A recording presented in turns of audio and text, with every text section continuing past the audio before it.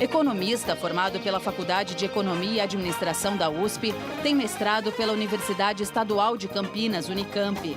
Com passagens pela iniciativa privada e pelo governo federal, trabalhou na BMF Bovespa e, em 2015, participou da criação do Centro de Cidadania Fiscal. O grupo tem como objetivo o aperfeiçoamento do sistema tributário do país. A simplificação dos impostos, de acordo com os integrantes do centro, deve melhorar o ambiente de negócios no Brasil, atrair investimentos e gerar empregos. Ao mesmo tempo, pode desonerar a cesta básica, o que seria um grande benefício para a população de baixa renda. Para falar sobre esse e outros pontos da proposta de reforma tributária, o Roda Viva recebe hoje o economista Bernard Api.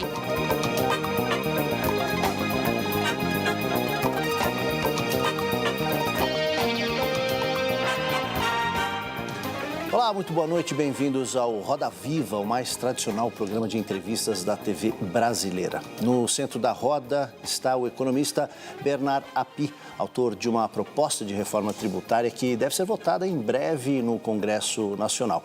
Estamos no ar em todo o país, pela TV Cultura, pelas emissoras afiliadas, pelo nosso canal no YouTube e pela nossa página no Facebook, também no nosso perfil do Twitter. Para conversar com Bernard Api, convidamos André Jankowski, repórter de Economia da revista Exame, Bárbara Nascimento, repórter do Broadcast da Agência Estado, Laura Diniz, editora do site Jota, Tiago Berreich, apresentador e repórter da Rádio Jovem Pan, e Eduardo Cúculo, repórter da Folha de São Paulo. A gente também é acompanhado, claro, supervisionado, com desenhos feitos em tempo real pelo nosso cartunista Paulo Caruso.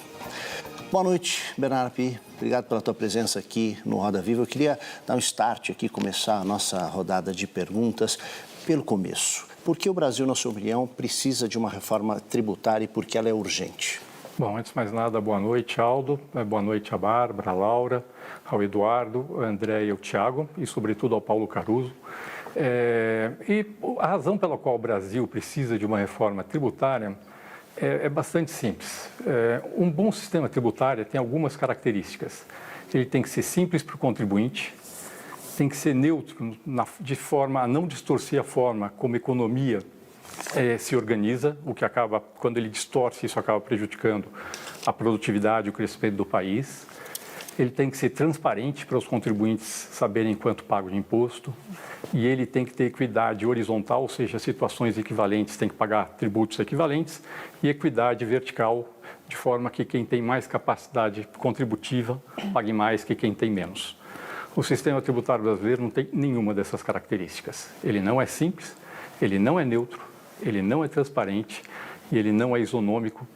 E em muitos casos, pessoas com alta capacidade contributiva pagam menos impostos do que pessoas com menos capacidade contributiva.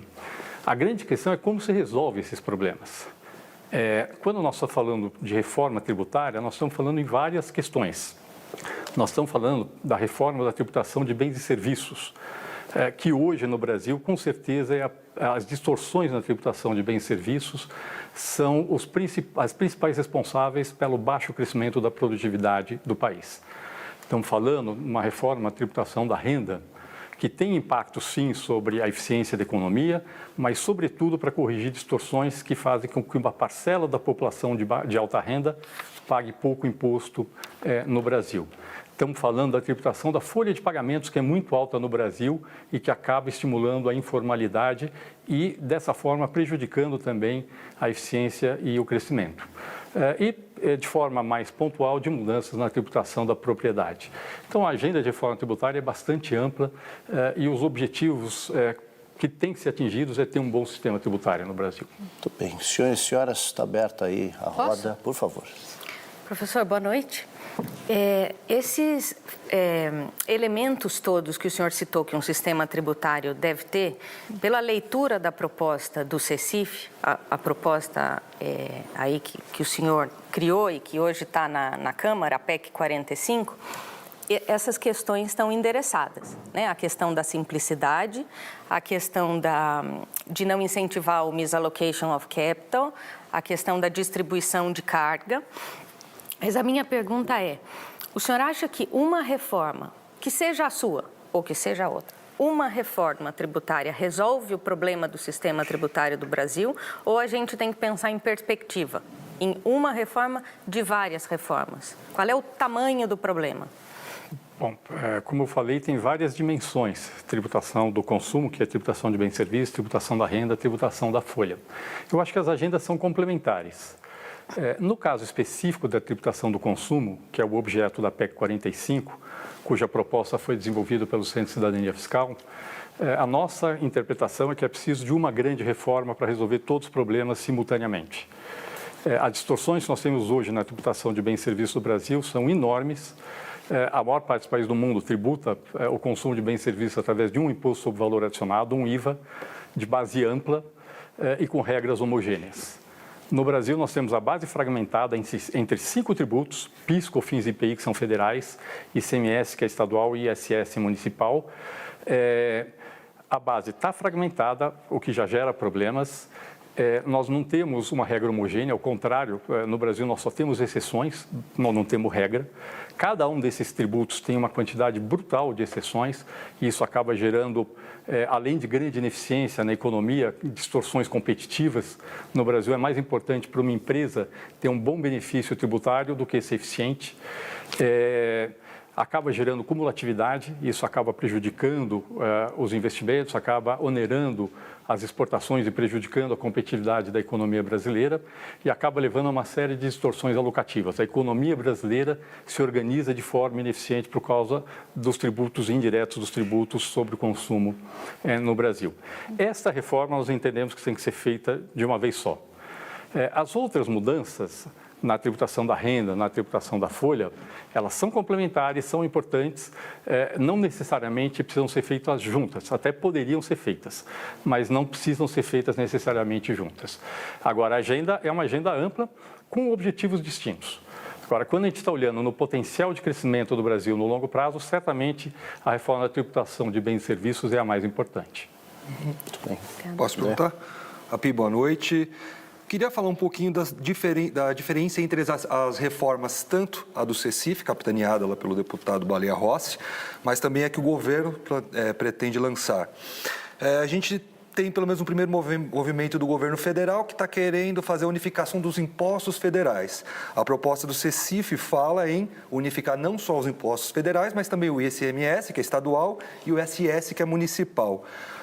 Por que vocês defendem fazer a unificação tudo de uma vez? E se é possível primeiro fazer a unificação federal e depois junto com estados e municípios. Qual que é a sua visão a respeito disso? Bom, boa noite, André. Então, primeiro explicar qual é a proposta do Centro de Cidadania Fiscal. A proposta é unificar esses 5 tributos que eu mencionei, PIS, COFINS, IPI, ICMS e ISS, num único imposto sobre bens e serviços.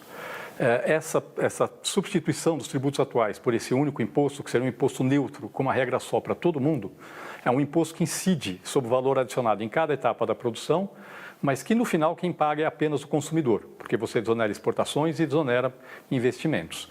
A proposta é fazer essa substituição com uma transição em 10 anos. Um período inicial de teste de 2 anos, em que o novo imposto IBS seria criado com uma alíquota de 1%, e teria uma redução da COFINS, ou seja, não afetaria estados e municípios para manter a carga tributária, e depois uma transição em 8 anos, em que as alíquotas dos tributos atuais seriam progressivamente reduzidas e a alíquota do IBS progressivamente elevada.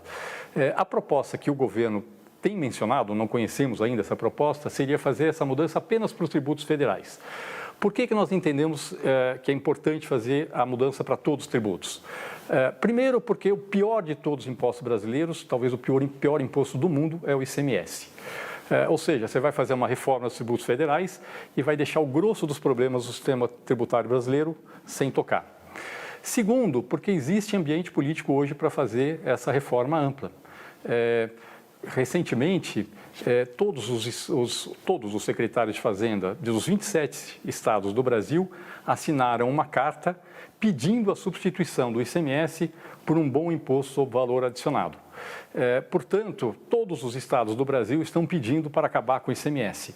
É um pouco estranho que o governo federal diga que é difícil acabar com o ICMS, quando, na verdade, todos os estados do país estão pedindo para que isso aconteça. Doutor Bernardo Api, o senhor sugere, por exemplo, a devolução do imposto pago no consumo das famílias de baixa renda. Como é que isso se daria? Qual que seria a escala da família de baixa renda? Até quantos salários mínimos? Como é que isso se daria na prática? E isso pode durar nesses primeiros 10 anos que o senhor fala ou isso é imediato? Isso, deixa eu só complementar pois não, do Tiago, porque isso também vem junto com uma ideia de tirar a alíquota zero da cesta básica, né, que seria talvez aí uma tributação algo injusta no seu entendimento, né? Por que isso? Bom, acho que a pergunta do Tiago é boa. A questão é a seguinte, hoje nós temos no Brasil a desoneração da cesta básica, com a alíquota zero de PIS/COFINS e uma alíquota baixa de ICMS. Agora, acontece que esse modelo brasileiro não é um bom modelo do ponto de vista distributivo, por vários motivos. Primeiro motivo, quando você desonera a cesta básica, ainda que em termos relativos você esteja beneficiando mais as famílias de menor renda que as de alta renda, em termos absolutos você está beneficiando mais as famílias de alta renda que as de baixa renda, porque as famílias de alta renda gastam mais na aquisição dos produtos da cesta básica que as famílias de baixa renda. Segundo motivo, no Brasil você dá com uma mão e tira com a outra. Por quê? Porque você dá a desoneração da cesta básica e, ao mesmo tempo, bota alíquotas altíssimas sobre energia elétrica e telecomunicações, que hoje pesam muito mais na cesta de consumo das famílias de menor renda do que naquelas de alta renda. A literatura toda mostra que é muito mais eficiente fazer política distributiva através de políticas de transferência de renda e não via desoneração da cesta básica. Só para você ter uma ideia, o Ministério da Fazenda, há 2 anos atrás, fez uma conta em que ele comparou o impacto sobre o índice de Gini, que mede a desigualdade, da alocação de R$1 bilhão na desoneração da cesta básica do PIS/COFINS e R$1 bilhão no Bolsa Família. Os dois reduzem a desigualdade. O dinheiro alocado no Bolsa Família reduz a desigualdade 12 vezes mais do que o dinheiro alocado na desoneração da cesta básica.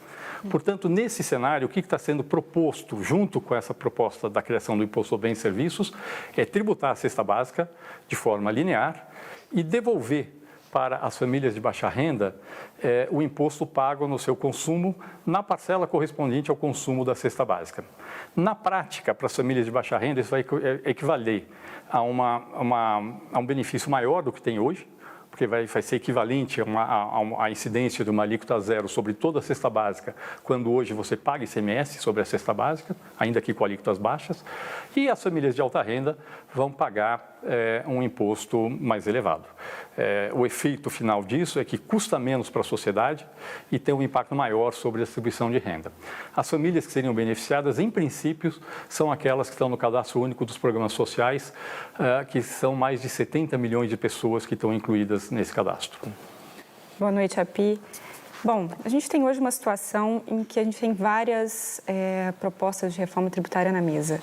Tem a PEC 45, idealizada pelos senhores de autoria da Baleia Rossi, a reforma do Raul no Senado, uma reforma a ser encaminhada pelo governo e uma possível idealizada por empresários. O cenário político ficou mais conturbado para se aprovar uma reforma tributária agora? Acho que talvez de tanto esperar a Previdência, talvez tenha perdido o melhor time para se votar, uma vez que quando a PEC 45 foi lançada, existia uma euforia do mercado, enfim. O cenário político ficou pior para votar? Ou o senhor acha que não?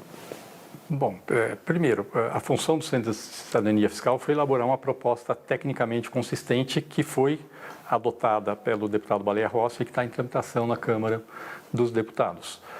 Surgiram outras propostas, você mesmo colocou, tem uma proposta do governo que não conhecemos ainda os detalhes, que está para ser enviada. O Senado adotou uma proposta que tem semelhanças com a que está na Câmara dos Deputados, que era trabalho do deputado Luiz Carlos Raul, e tem essa proposta aí do Instituto Brasil 200 de substituir muitos tributos por uma enorme contribuição, um enorme imposto sobre transações financeiras. Eu não acho que isso tenha complicado o ambiente político, não. Eu acho que é um sinalizador, o fato de que tenha aparecido várias propostas é um sinalizador de que a discussão da reforma tributária está sendo levada a sério no Brasil nesse momento. Obviamente, Câmara e Senado vão ter que convergir para um texto, até porque, como é uma emenda constitucional, texto de emenda constitucional tem que ser exatamente o mesmo aprovado na Câmara e no Senado.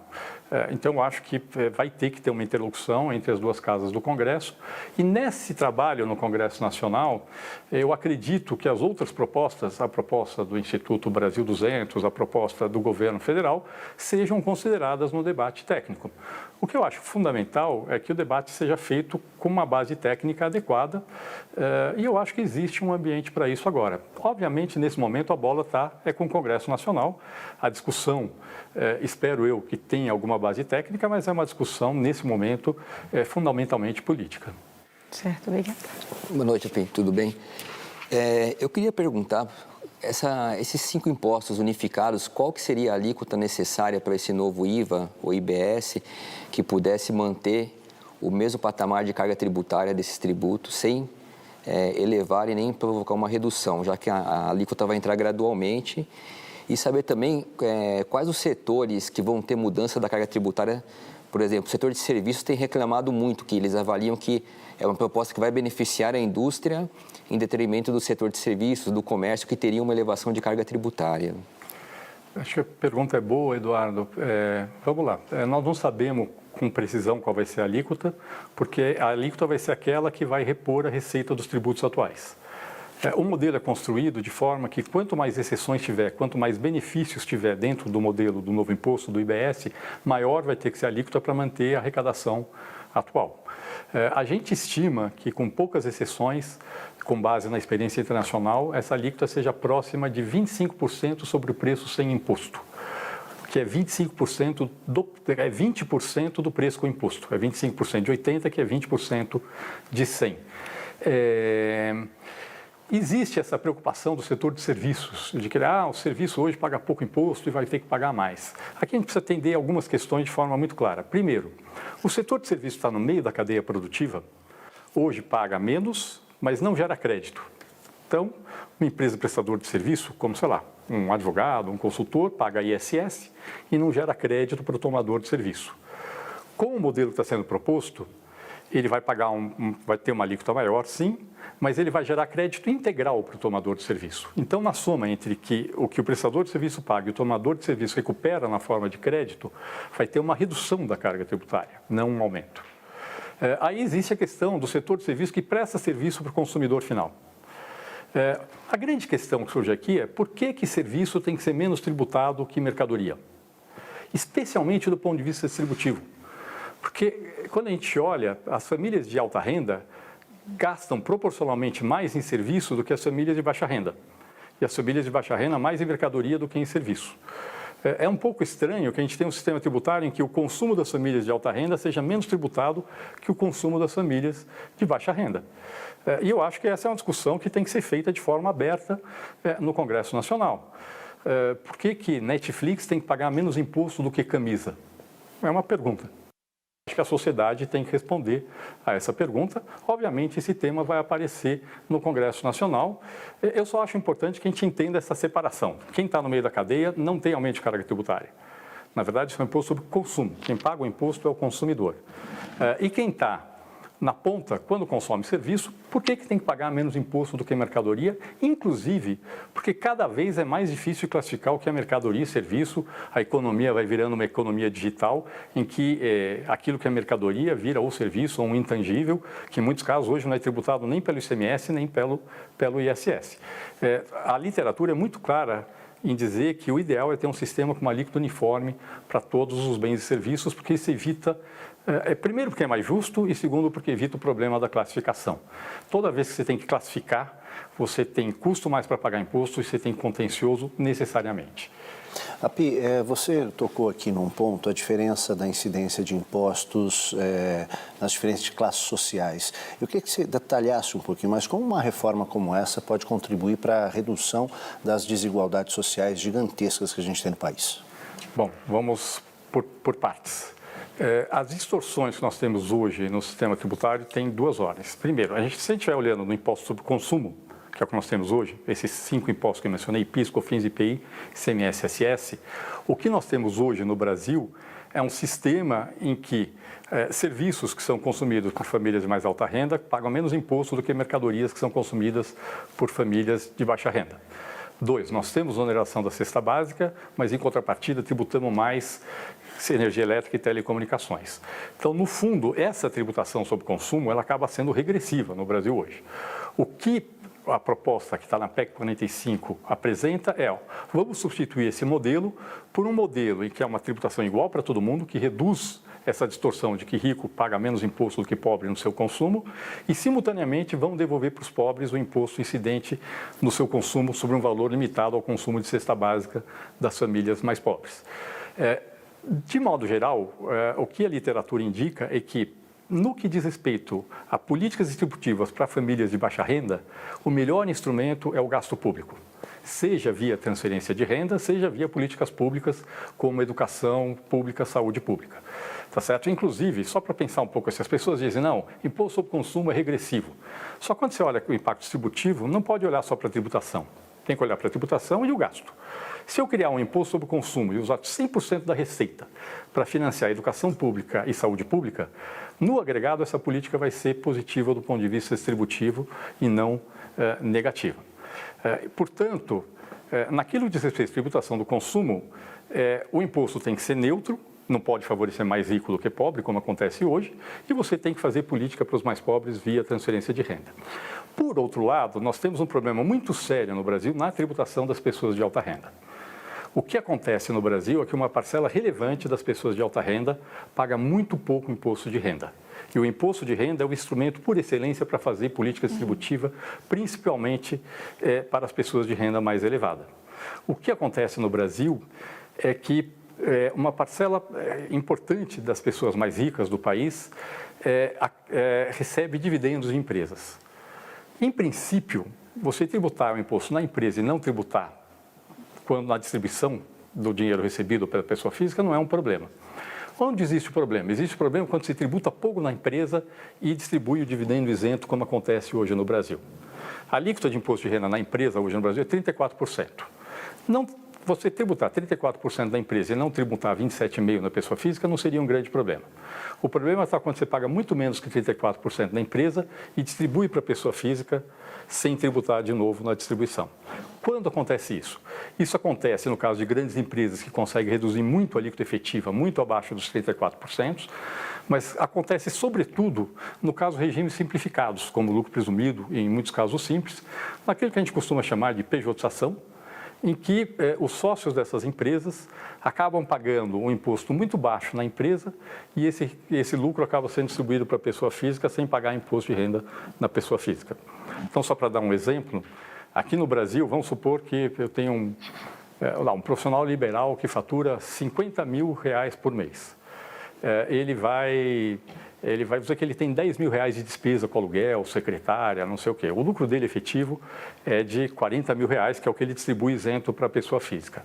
Hoje no Brasil você arbitra que 32% desses 50 mil, ou seja, R$16 mil, é o lucro dele e ele paga imposto na empresa sobre R$16 mil. Mas ele distribui R$40 mil isentos. Ou seja, R$24 mil ele está recebendo na pessoa física sem ter pago imposto nem na empresa, nem na pessoa física. Agora, isso para o cidadão comum parece um grande negócio. Pois é. O bolo todo parece que não é. Pois é, o problema é que se você tiver um empregado formal que hoje ganha, sei lá, R$10 mil, ele vai estar pagando 27,5% de imposto. Muito mais do que esse profissional liberal que recebe R$40 mil. Tá certo? Então, nós temos aqui uma distorção que precisa ser corrigida. Lembra que eu falei no começo? O bom sistema tributário é aquele que é isonômico. Situações equivalentes pagam o mesmo imposto. Se a pessoa recebe R$40 mil na pessoa física, ele tem que pagar o mesmo imposto, seja ele um empregado, seja ele um profissional liberal constituído como pessoa jurídica. Como que a proposta do CECIF trata dessa questão específica, professor, de trazer isso para a isonomia? Não, a proposta do CECIF, que está no Congresso Nacional, ela trata apenas da tributação do consumo. Ah, não trata disso? Não trata disso. Tá. Nós achamos que esse é um tema importante e um tema complementar. Agora, a proposta que está no Congresso, do ponto de vista do impacto sobre o crescimento da economia brasileira no longo prazo, é certamente a mais importante de todas as reformas. Tá bom. É muito difícil calcular com precisão qual é esse impacto, mas nós estamos falando aí, por baixo, num aumento potencial de crescimento da economia brasileira de 10 pontos percentuais ou mais num horizonte de 15 anos. Nós estamos falando que o poder de compra de todos os brasileiros, em média, aumentará 10% a mais do que cresceria por conta dessa reforma tributária. Então, assim, acho até que do ponto de vista da qualidade de vida, até mesmo da população mais pobre, com essa correção das distorções distributivas na tributação do consumo, mais um impacto positivo sobre o crescimento, muito provavelmente a proposta que está no Congresso Nacional é aquela que tem maior potencial de elevar a qualidade de vida da população mais pobre do Brasil nesse horizonte entre 10 e 20 anos. Agora, isso não significa que não devem ser corrigidas essas distorções que fazem com que pessoas de alta renda paguem pouco imposto de renda no Brasil. São as outras reformas necessárias. São temas complementares. Sim. Muito bem. Eu preciso chamar aqui agora um rapidíssimo intervalo. A gente volta já com esse Roda Viva especial sobre a reforma tributária com Bernard Api. Voltamos já.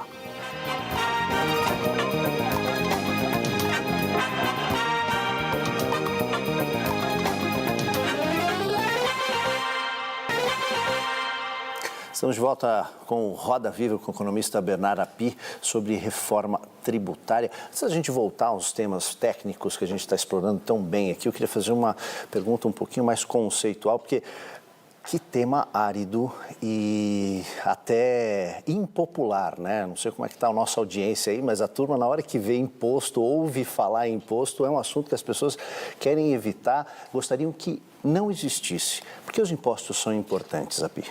Os impostos são fundamentais para financiar a ação do poder público. O tamanho da carga tributária não é definido pela tributação, é definido pelo gasto. A sociedade, democraticamente, ela escolhe os seus governantes, tanto o executivo quanto o legislativo, e esses definem qual é o nível de gasto que vai ter na sociedade. A carga tributária é aquela necessária para financiar os gastos que a sociedade quer. Então, tem uma discussão no Brasil se reforma tributária é aumento ou redução de carga tributária. Na verdade, assim, aumento ou redução de carga tributária é uma decisão que é feita na esfera dos gastos. Se decidir gastar menos, vai se ter uma carga tributária menor. Se decidir gastar mais, pode ter uma carga tributária maior. A reforma tributária propriamente dita é uma questão de qualidade da tributação. Qualidade da tributação do ponto de vista do impacto sobre o crescimento econômico, sobre a distribuição de renda, sobre a formalização da economia. Eu acho que essa é a agenda da reforma tributária. Agora, tem algumas coisas que são importantes. E aqui, a proposta que está no Congresso, da PEC 45, ela tem uma característica que é muito interessante. Ela vai tornar transparente para a população o quanto é a tributação do consumo. Hoje é impossível no Brasil você saber quanto incidiu de imposto ao longo da cadeia de produção e comercialização de qualquer mercadoria que você estiver comprando ou serviço que você estiver tomando. Impossível. Não dá para saber, porque, como eu falei, nosso sistema tributário só tem exceções. E essas exceções ao longo da cadeia distorcem completamente a carga tributária.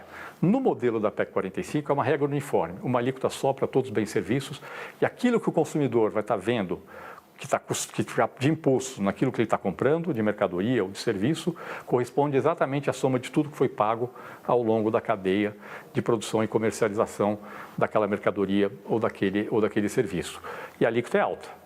Esses 25% que nós estamos estimando de alíquota é uma alíquota elevada até para padrões internacionais. A gente tem 2 países que têm alíquota um pouquinho mais alta do que isso, é uma alíquota bastante elevada para padrões internacionais de tributação do consumo.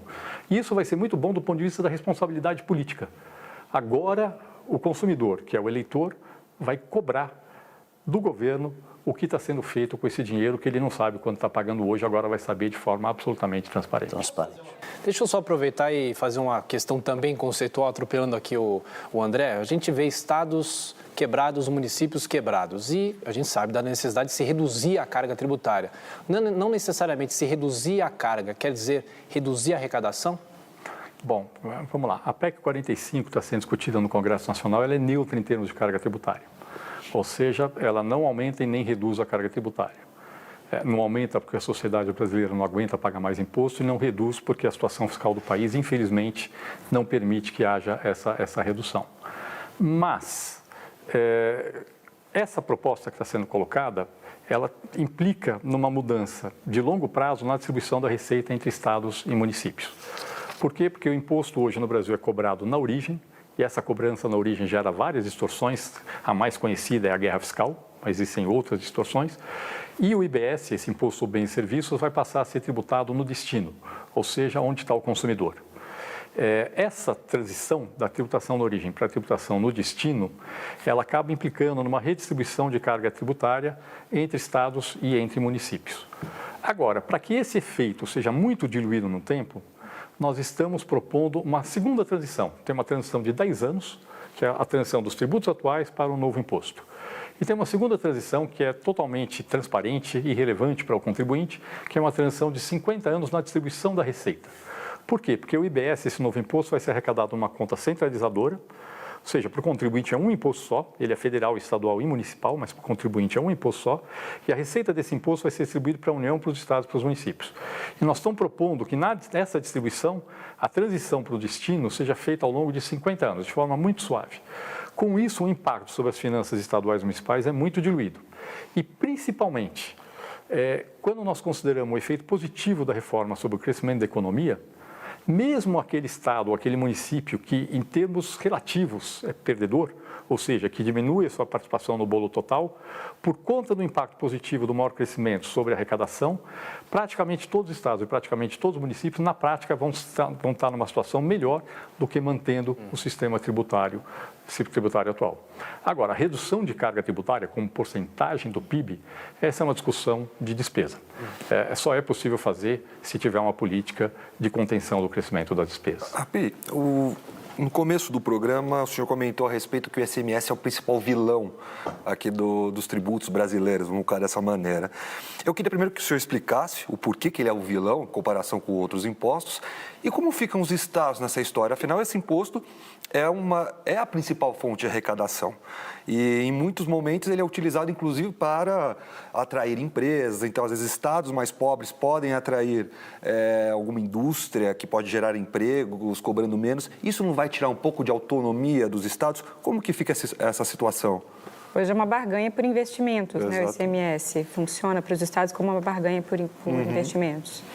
Não, acho que a pergunta é ótima. Tanto o André quanto a Bárbara colocaram uma questão muito importante aqui, que é a seguinte: hoje nós temos muitos benefícios fiscais dentro do nosso sistema tributário e esses benefícios são usados como uma forma de fazer política de desenvolvimento pelos estados.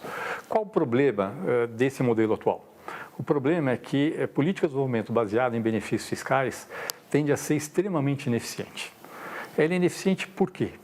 Ela é ineficiente, primeiro, porque você só dá benefício do Brasil ou para a indústria ou para centro de distribuição.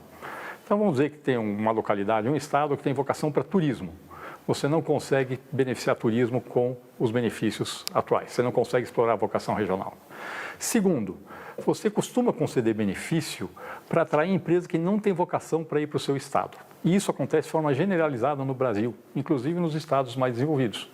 Então, São Paulo, que é o estado mais desenvolvido do Brasil, dá benefício para atrair frigorífico. O frigorífico deveria estar, se não fosse o benefício, onde está o boi, no Centro-Oeste. Aí você tem estado no Centro-Oeste que dá benefício para atrair montadora. Se não fossem os benefícios, provavelmente o frigorífico estaria no Centro-Oeste, a montadora em São Paulo, e talvez o frigorífico crie até mais emprego do que a montadora. Ou seja, nós temos um monte de caminhão rodando o Brasil de forma inútil e sem, de fato, estar gerando desenvolvimento para as regiões mais pobres do Brasil.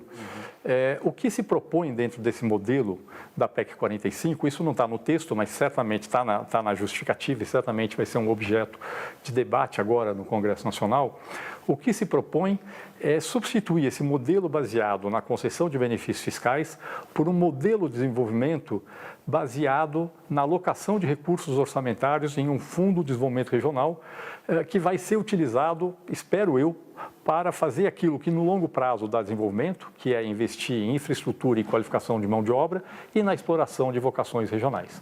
O resultado, se esse recurso for bem aplicado, e essa é uma discussão importante que tem que ser feita sobre como ele deve ser aplicado, o resultado é provavelmente que com um custo menor para a sociedade, você consegue ter uma política que gera mais emprego e mais renda nas regiões menos desenvolvidas do que o modelo atual e, no longo prazo, dá condições para que elas possam crescer com as próprias pernas, que é quando você investe em infraestrutura e em qualificação de mão de obra. Qual é o tamanho desse fundo? Porque, ao mesmo tempo, às vezes o frigorífico pode ter maior quantidade de empregos, mas a renda é menor do que uma indústria automotiva.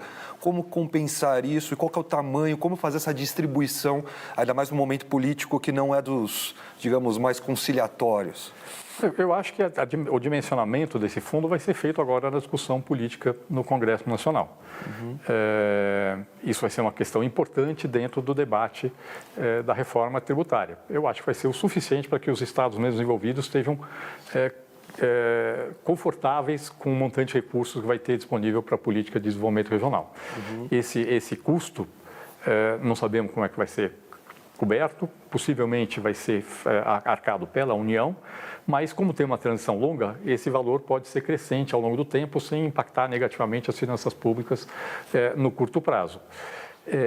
Agora, uma coisa importante é que estados desenvolvidos não vão receber recursos do Fundo de Desenvolvimento Regional. E hoje, no Brasil, estados desenvolvidos dão benefícios fiscais ineficientes.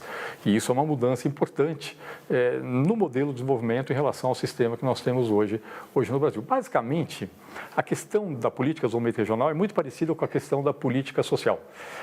Como eu busquei explicar, é mais eficiente fazer política social via gasto público do que via desoneração da cesta básica.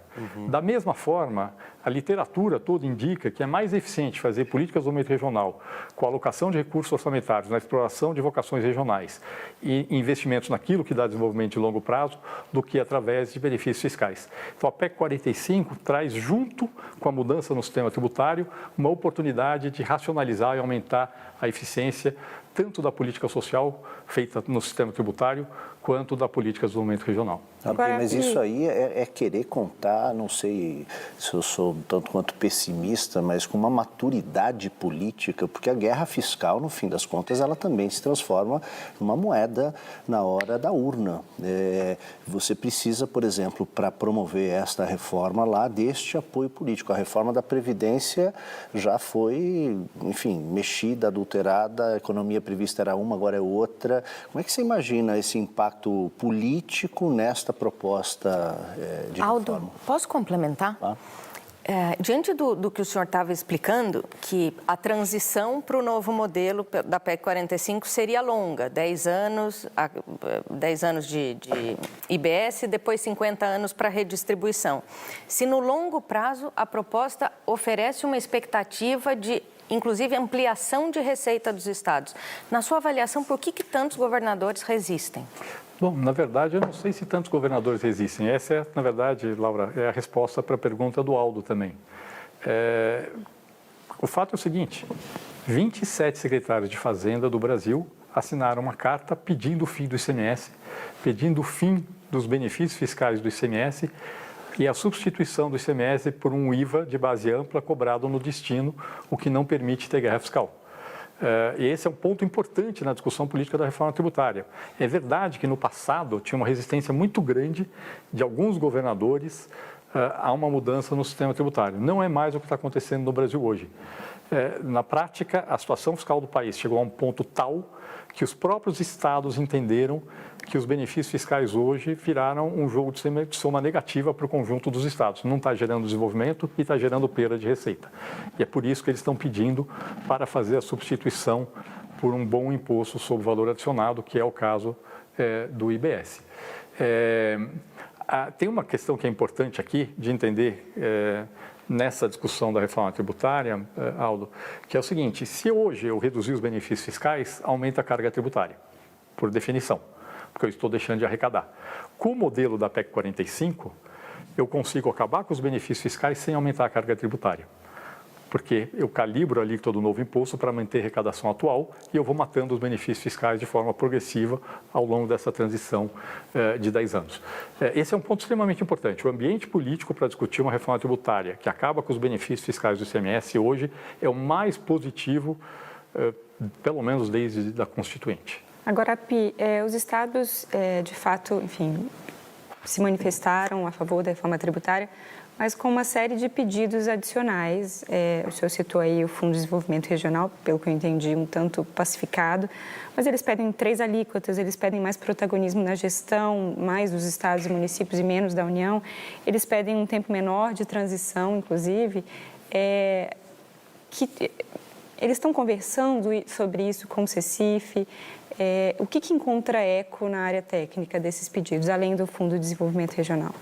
Bom, Bárbara, é natural que haja demandas numa discussão como a reforma tributária, tá certo? Ninguém acha que todos os agentes relevantes do país vão apoiar uma proposta sem nenhuma mudança. Os estados estão pedindo algumas mudanças, eu acho que é normal.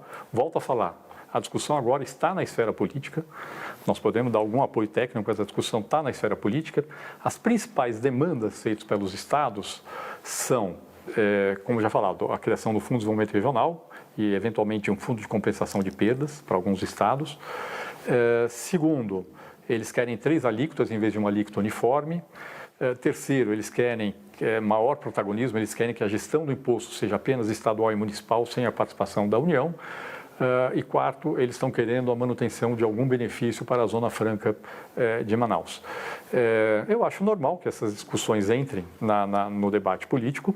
Do ponto de vista técnico, nós entendemos que o desenho atual é o ideal, mas dessas demandas todas, talvez aquelas que mais compromete o desenho seja essa definição de várias alíquotas.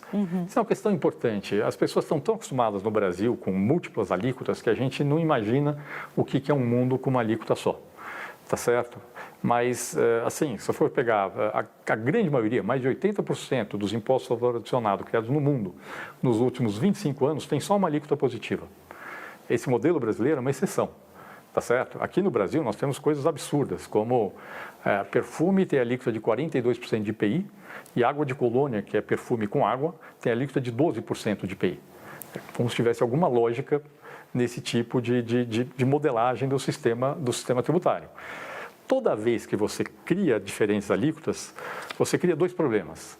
Você cria primeiro um problema de disputa por enquadramento nas alíquotas mais baixas, e aí vira uma briga política para saber quem vai entrar nas alíquotas mais baixas, e você cria o problema da classificação. E o problema da classificação é mundial, não é um problema brasileiro.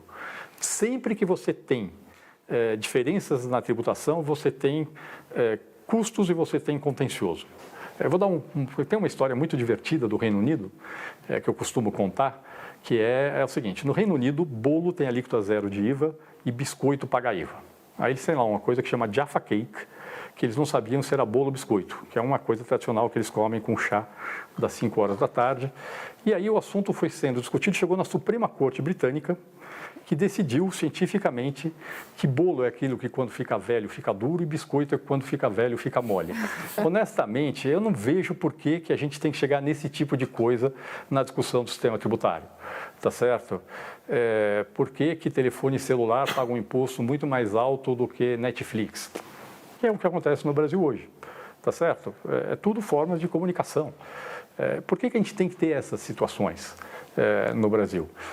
E sempre acontece isso. Tem uma estimativa do fisco da Suécia, e lá tem 3 alíquotas positivas, como a maior parte dos países da Europa Ocidental. Eles estimaram que se eles tivessem uma única alíquota positiva, o custo de pagar imposto na Suécia cairia 30%. Isso na Suécia. Imagine o impacto aqui no Brasil de você ter múltiplas alíquotas, da complexidade do contencioso. Sempre que você tem múltiplas alíquotas, todo mundo vai tentar se enquadrar como uma alíquota mais baixa, e isso necessariamente dá disputa entre contribuintes e fisco, isso necessariamente dá contencioso, dá insegurança jurídica e atrapalha o crescimento do país. Eu queria saber, na sua proposta, na PEC 45, o que isso pode melhorar no sentido de reduzir a sonegação e facilitar a fiscalização? Porque uma das principais reclamações dos contribuintes são essas: a carga tributária é tão grande porque uma grande parte da economia não paga imposto, então os que pagam têm que pagar para suprir aquela outra parte. E complementando, hoje você tem tributos extremamente complexos. Eu queria saber o que o IVA vai facilitar a vida do contribuinte na hora de recolher, porque ele vai ter que saber se quem veio antes dele da cadeia pagou o imposto para ele poder pedir o crédito, né? E ele vai ter que pedir o crédito ainda do imposto em relação ao que foi pago anteriormente. Qual é a garantia que ele vai ter, que ele vai receber o crédito tributário, quando hoje a gente tem toda essa confusão para ele conseguir ressarcimento, seja de exportação, seja do cumulativo, do PIS/COFINS cumulativo? Eduardo, a pergunta é boa e tem várias perguntas aí dentro, na verdade, né? Primeiro, o que acontece hoje? Como hoje você só tem exceção, você tem um problema enorme de interpretação da legislação tributária. 2, hoje, mesmo os tributos não cumulativos que tem no Brasil, como o ICMS, o PIS/COFINS não cumulativo, você tem uma série de restrições para aquilo que você pode recuperar como crédito. Basicamente, assim, simplificadamente, o modelo que vigora no Brasil é o que a gente chama de crédito físico.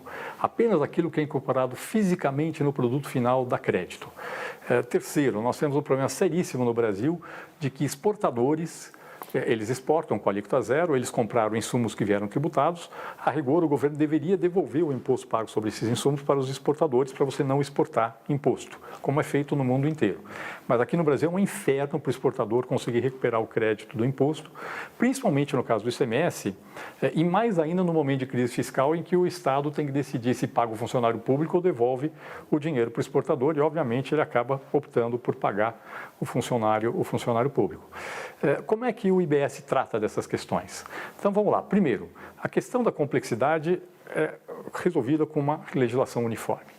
Segundo, a questão do que dá crédito está resolvida porque tudo que é utilizado na atividade produtiva dá crédito no modelo do IBS. Isso é muito difícil de fazer no sistema tributário atual porque resulta numa perda de receita, mas é perfeitamente possível de fazer no IBS porque ele vai começar pequeno, vai crescendo e o ajuste vai ser feito na alíquota do imposto. Tá certo? E, portanto, ele já vai começar funcionando, devolvendo integralmente o crédito e eliminando esse problema enorme que tem hoje no Brasil da pessoa pagar imposto naquilo que ele utiliza na atividade produtiva e não recuperar o crédito. Terceiro, no caso dos exportadores, com esse modelo de arrecadação centralizada que está sendo proposto na PEC 45, tem um resultado que é extremamente interessante, que dá para mostrar matematicamente. Se um exportador acumula crédito, o valor correspondente ao crédito desse exportador ele não é distribuído nem para a União, nem para estados, nem para municípios. Ele permanece na conta centralizadora e ele está pronto para ser devolvido para o exportador. Então, simplesmente você vai checar se aquele pedido é uma fraude. Infelizmente, existem casos de fraude. Se não for uma fraude, você devolve imediatamente o crédito para o exportador. Ou seja, empresas que têm um histórico confiável, elas vão pedir a ressarcimento do crédito e vão receber imediatamente. O prazo máximo para devolução de crédito que a gente está prevendo, isso não está na PEC, obviamente, não faz sentido botar na Constituição, vai estar na lei complementar, é de 60 dias. Você fez o pedido de ressarcimento, 60 dias no máximo você recebe o imposto incidente sobre as suas aquisições e que tem um histórico confiável, um bom histórico de pagamento e que não tem fraude, vai receber imediatamente. Ou seja, essa é uma coisa extremamente importante. O modelo da PEC 45, ele não resolve alguns dos problemas dos tributos sobre bens e serviços do Brasil hoje, ele resolve todos os problemas dos tributos sobre bens e serviços hoje.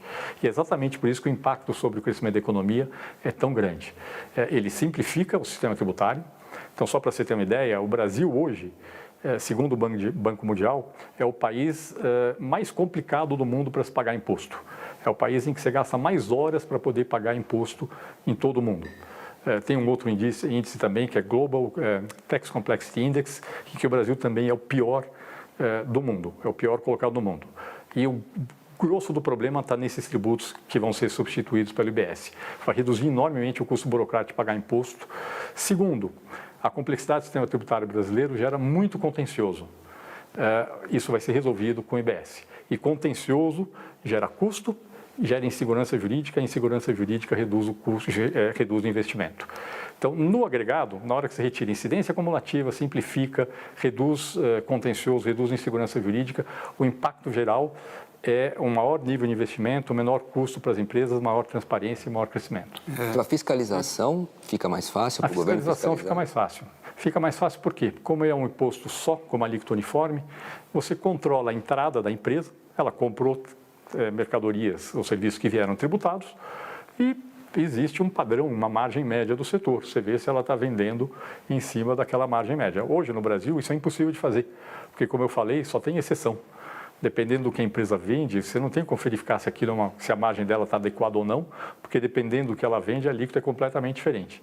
Nesse modelo, você controla a entrada, automaticamente você já tem um indicador, pelo menos aproximado, do que tem que ser a saída da empresa para saber quanto ela Vocês projetam uma redução da sonegação por conta da proposta, das mudanças que ela traz, que possa até levar a uma redução de carga tributária no futuro? Com certeza absoluta. Inclusive, a calibragem da alíquota do IBS ela é móvel, ela é feita ao longo do tempo. Então, se a sonegação do IBS for menor mesmo que os tributos atuais, automaticamente já vai resultar em uma alíquota mais baixa do imposto. Muito bem, a gente vai fazer um rapidíssimo intervalo aqui, a gente volta já com mais informações sobre a proposta de reforma tributária com o economista Bernard Api. É rapidinho.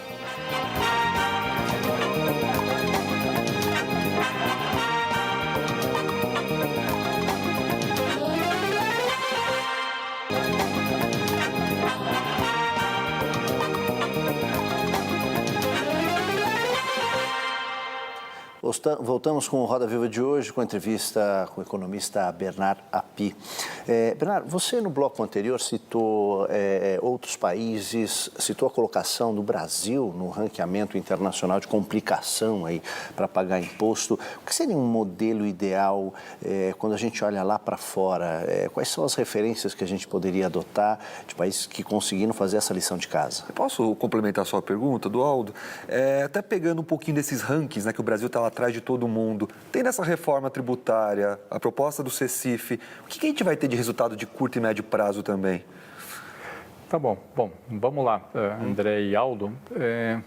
Primeiro, o que existe no resto do mundo, do ponto de vista de tributação do consumo, o padrão internacional é imposto ao valor adicionado, que é isso que nós estamos propondo adotar aqui para o Brasil. A literatura define muito bem o que é um bom imposto ao valor adicionado. Nem todos os países do mundo têm um IVA ideal. Ou talvez o melhor do mundo seja da Nova Zelândia. Não tem nenhuma exceção política, nenhuma. É uma regra só, uma alíquota só para tudo. E as únicas regimes especiais que tem são por razões técnicas e não políticas. Basicamente, a nossa inspiração é essa, é pegar o que existe de padrão melhor do mundo para fazer a mudança no sistema tributário. A maior parte dos países, isso é uma questão interessante até. O nosso modelo brasileiro, que tem o ICMS, o ISS, o IPI, na verdade, lá atrás, nos anos 60, em meados dos anos 60, quando ele foi criado, ele foi instituído em 67, o Brasil instituiu esse modelo, separando a tributação de mercadoria, de serviço e de produtos industrializados, com base em uma recomendação de uma comissão da Europa. 6 meses depois que o Brasil adotou esse sistema, os países da Europa chegaram à conclusão que esse não era um bom modelo, e primeiro a Dinamarca, depois a França e depois os outros países adotaram o IVA de base ampla. Ou seja, nosso sistema tributário está defasado 50 anos. Então, o que nós estamos propondo aqui como ponto de chegada não tem absolutamente nada de original. É simplesmente padrão internacional. Todos os países relevantes do mundo, exceto os Estados Unidos, têm IVA. Todos. Os Estados Unidos têm só um imposto que só incide na venda para o consumidor final, na venda ao varejo. O IVA é um imposto que você vai cobrando ao longo das etapas, né? Então, toda venda da empresa tem débito, tudo que ela compra, o imposto incidente, ela recupera na forma de crédito. Então, em vez de tributar só na venda para o consumidor final, você vai cobrando aos pouquinhos ao longo de cada etapa, mas o que é cobrado no final corresponde àquilo que o consumidor está pagando. Então, esse ponto de vista de chegar não tem nada de relevante. É um padrão mundial que nós estamos propondo para o Brasil. O que tem de diferente no Brasil é a situação federativa, porque nós estamos falando de um tributo, hoje a tributação do consumo é federal, estadual e municipal, e é para isso que nós estamos propondo esse modelo com um imposto só, cuja alíquota vai ser formada pela soma de 3 alíquotas, uma federal, uma estadual e uma municipal. Inclusive, esse é um ponto importante, nós estamos propondo que a União, os Estados e municípios tenham autonomia na fixação da sua parcela da alíquota do imposto. Ela vai ser uma só sobre todas as mercadorias e serviços, mas ela vai poder variar entre estados e entre municípios. Então, por exemplo, e sempre vai, toda venda interestadual e intermunicipal, aplica-se a alíquota do destino. Então, por exemplo, se eu estou fazendo uma venda para Belo Horizonte, a alíquota que vai ser utilizada vai ser a soma da alíquota federal com a do estado de Minas com a de Belo Horizonte. E o imposto vai pertencer à parcela estadual a Minas e à parcela municipal a Belo Horizonte. E isso é importante porque é a tributação do consumo. No modelo, existe uma alíquota que é adotada automaticamente para a União, para os estados e para os municípios, que é uma que a gente chama de alíquota de referência, uma federal, uma estadual, uma municipal. A alíquota de referência estadual é aquela que repõe a receita de ICMS do conjunto dos estados do Brasil. E ela é adotada automaticamente para todos os estados. Se o estado quiser botar a alíquota dele acima ou abaixo da alíquota de referência, ele pode. Esse é o imposto sobre consumo. Portanto, se ele sobe a alíquota 1%, os preços ao consumidor sobem 1%. Se ele baixa 1%, os preços ao consumidor baixam 1%. O consumidor é o eleitor e o Estado vai justificar por que ele está subindo ou reduzindo a alíquota e o que ele está entregando em termos de política pública em cima daquilo que ele está arrecadando. Então, deste ponto de vista, eu vou falar, do ponto de vista internacional, o que nós estamos propondo é padrão mundial. Existe sim a complicação federativa e existe a complicação do monte de benefício fiscal que nós temos hoje no Brasil. Para tratar da questão dos benefícios, nós estamos propondo essa transição em 10 anos, os benefícios vão sendo reduzidos progressivamente em 10 anos, e para tratar da migração para a tributação no destino, nós estamos propondo essa transição em 50 anos. E a pergunta do André? O impacto no curto e médio prazo, o que isso vai trazer? O senhor comentou de um crescimento de pelo menos 10% nos próximos 15 anos, né? Mais 10%.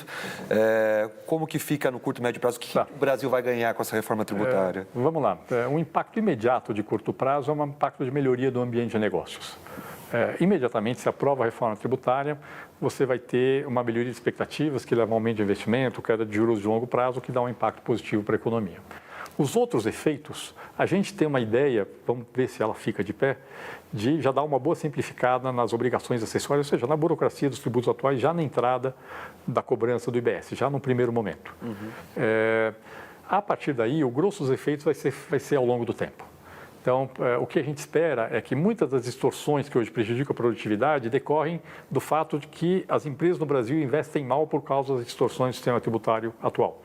Então, na margem, as empresas vão começar a investir com base no novo sistema tributário e isso vai aumentando a produtividade do Brasil ao longo do tempo. Então, com a aprovação da reforma, as empresas já vão começar a adotar o novo IBS? Provavelmente sim. Então, você tem um impacto de curto prazo, que é de melhoria de expectativas, melhoria de ambiente de negócios, queda de juros de longo prazo, e você tem um impacto que é diluído do começo da aprovação da reforma até alguns anos depois do fim da transição, que é o impacto sobre você começar a fazer investimentos da forma adequada no Brasil, da forma correta, com isso aumentando a produtividade do Brasil. Então, tem dois impactos, um de curto e um de longo prazo.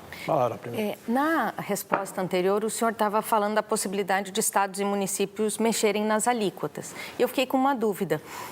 Se os municípios podem mexer nas alíquotas, haveria possibilidade de ter 5 mil alíquotas? 5 mil e tantas, o número de municípios? Isso não tem relevância. Não, hoje você não tem 5 mil alíquotas, hoje você tem 5 mil legislações de ISS, que é muito pior do que 5 mil alíquotas. Tá certo? Simplesmente, no modelo, na hora que você define, eu estou vendendo para a empresa X, o endereço da empresa X já define a alíquota. Estou vendendo, se é venda local, tipo supermercado, é automaticamente a venda alíquota do município. Se eu estou vendendo pela internet, se tiver entrega física, eu tenho a alíquota do endereço de entrega. O sistema vai botar a alíquota automaticamente. Tem a menor relevância. É um Excelzão de 5 mil linhas. É um Excelzão, Hoje em dia a gente tem coisa mais moderna que o Excel, mas é isso. É uma planilha, você bota lá o CEP e já sai a alíquota imediatamente. Nesse aspecto, a gente está substituindo o tipo de produto pela localidade, é isso? Em vez de ter uma alíquota para cada tipo de coisa, sapato, pão, você estava É isso, exatamente, é isso. Aqui no Brasil tem alíquota diferente para sapato com sola de couro e sapato com sola de borracha, tá certo? E aí tem aquele que é meio couro, meio borracha, que já gera contencioso, tá certo? Você aqui no Brasil você tem alíquota zero de piscofins para pão e depois de uma longa discussão no judiciário, o STJ decidiu que farinha de rosca, que é pão velho moído, paga piscofins. Então, no Brasil, pão não paga piscofins, mas pão velho paga piscofins. Todo esse tipo de coisa deixa de existir, porque a gente não vai discutir por produto, mas sim, se um município tem um bom projeto e quer financiar esse projeto tributando mais o consumo no município, ele vai poder fazer isso. E aí vai ter que responder para o seu eleitor. E vai ter que responder para a população, para o consumidor, que é o eleitor. Doutor Bernardo Api, durante anos a CPMF foi o símbolo desse caos tributário que o Brasil vive e foi um imposto inicialmente criado como IPMF para a área da saúde. Na proposta do senhor, existe algum espaço para a criação de um imposto específico para alguma área, como a própria área da saúde? E de que forma essa reforma do senhor melhoraria a área da saúde? Ou isso depende do gestor, de como investir o dinheiro e a porcentagem já destinada a essa área? Bom, na nossa proposta não existe um tributo específico para a saúde. O que existe é que nós estamos transformando... Hoje você tem muitas vinculações. Então, vou dar um exemplo de um estado que é mais fácil de explicar. Hoje um estado ele arrecada 100 de ICMS e ele é obrigado a automaticamente transferir 25% para os municípios. E do que sobra, ele tem que gastar no mínimo 25% em educação e 12% em saúde. O que nós estamos fazendo na nossa proposta é substituindo essas destinações por subalíquotas do imposto, que podem ser gerenciadas individualmente. Então, vai ter o Estado, vai ter uma alíquota que corresponde à parcela que vai para os municípios, vai ter uma alíquota que corresponde à parcela que hoje é o mínimo que gasto em educação e uma alíquota que corresponde ao mínimo que é gasto em saúde. No fundo, é como se existisse um imposto sobre consumo vinculado ao gasto com a educação do Estado, vinculado ao gasto de saúde do Estado e vinculado à transferência para os municípios. E vai ter uma alíquota que é a parcela livre do imposto. Na nossa proposta, a parcela, essa alíquota do que vai para os municípios não pode ser reduzida e a soma do que vai para a educação e saúde não pode ser reduzido. Mas, no fundo, é como se existisse um imposto sobre o consumo vinculado ao gasto de saúde do Estado que está mantido. Para o contribuinte, não tem nenhuma importância. Para o contribuinte, só é relevante a alíquota total do imposto, a soma da alíquota federal, estadual e municipal. Do ponto de vista da discussão política, esse modelo ajuda muito. Ele ajuda muito porque dá transparência sobre quanto eu estou pagando sobre o consumo para financiar a educação no meu estado, para financiar a saúde no meu estado. E ele tem uma outra grande vantagem. Se o Estado quiser, por exemplo, gastar mais em segurança pública, hoje, com o modelo atual, se ele quer gastar mais R$1 bilhão com segurança pública, ele vai ter que arrecadar mais R$2 bilhões de ICMS para sobrar R$1 bilhão para poder gastar em segurança pública. No modelo que nós estamos propondo, se ele quiser gastar R$1 bilhão em segurança pública, ele aumenta a alíquota livre para arrecadar R$1 bilhão e gasta tudo em segurança pública. Ele não tira nada de educação, não tira nada de saúde, não tira nada dos municípios. Mas se eu quero gastar em segurança pública, eu não preciso dar mais dinheiro para município, educação e saúde, como acontece no sistema tributário brasileiro hoje. Mas aí não tira um pouco do poder dos municípios frente ao Estado? O Estado não fica muito forte frente aos municípios com essa decisão de, não tenho que repassar mais esse dinheiro para vocês? Não, porque a parcela que vai para os municípios, ela não pode ser reduzida. Então, é como se existisse um imposto sobre consumo, que é a parcela estadual transferida para os municípios. Inclusive, a ideia é que nem passa pelo orçamento do Estado, que já vai direto dessa conta centralizadora para os municípios, evitando problemas que nós tivemos no Brasil, infelizmente, recentemente, no caso de Minas Gerais, que arrecadou o ICMS e não transferiu para os municípios a parcela de 25% da receita que ele arrecadou do ICMS. Então, não se tira nada do município.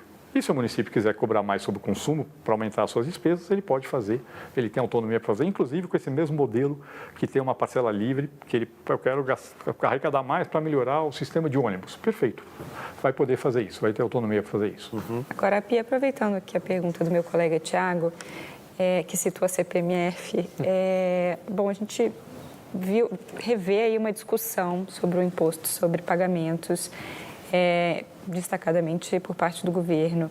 Eu queria saber a sua opinião, qual a opinião do senhor sobre esse imposto sobre pagamentos que lembra muito essa não muito popular CPMF? Bom, vamos lá. A gente não sabe ainda qual é a proposta do governo. Pelo que eles estão falando, eles teriam um imposto sobre valor adicionado federal, ou seja, não afetaria ICMS e ISS. Eles teriam mudanças no imposto de renda que não estão muito claras e eles estariam propondo reduzir a tributação sobre a folha de pagamentos e compensar essa redução com a criação de uma contribuição sobre pagamentos, que é uma contribuição que tem características parecidas com a CPMF. Eu aqui separaria dois pontos. Faz sentido desonerar a folha de pagamentos no Brasil? Faz sentido. A forma de desonerar faz diferença. Tem forma, pessoalmente, se quiser depois a gente pode falar um pouco isso, eu não acho que uma redução linear da tributação da folha seja o ideal.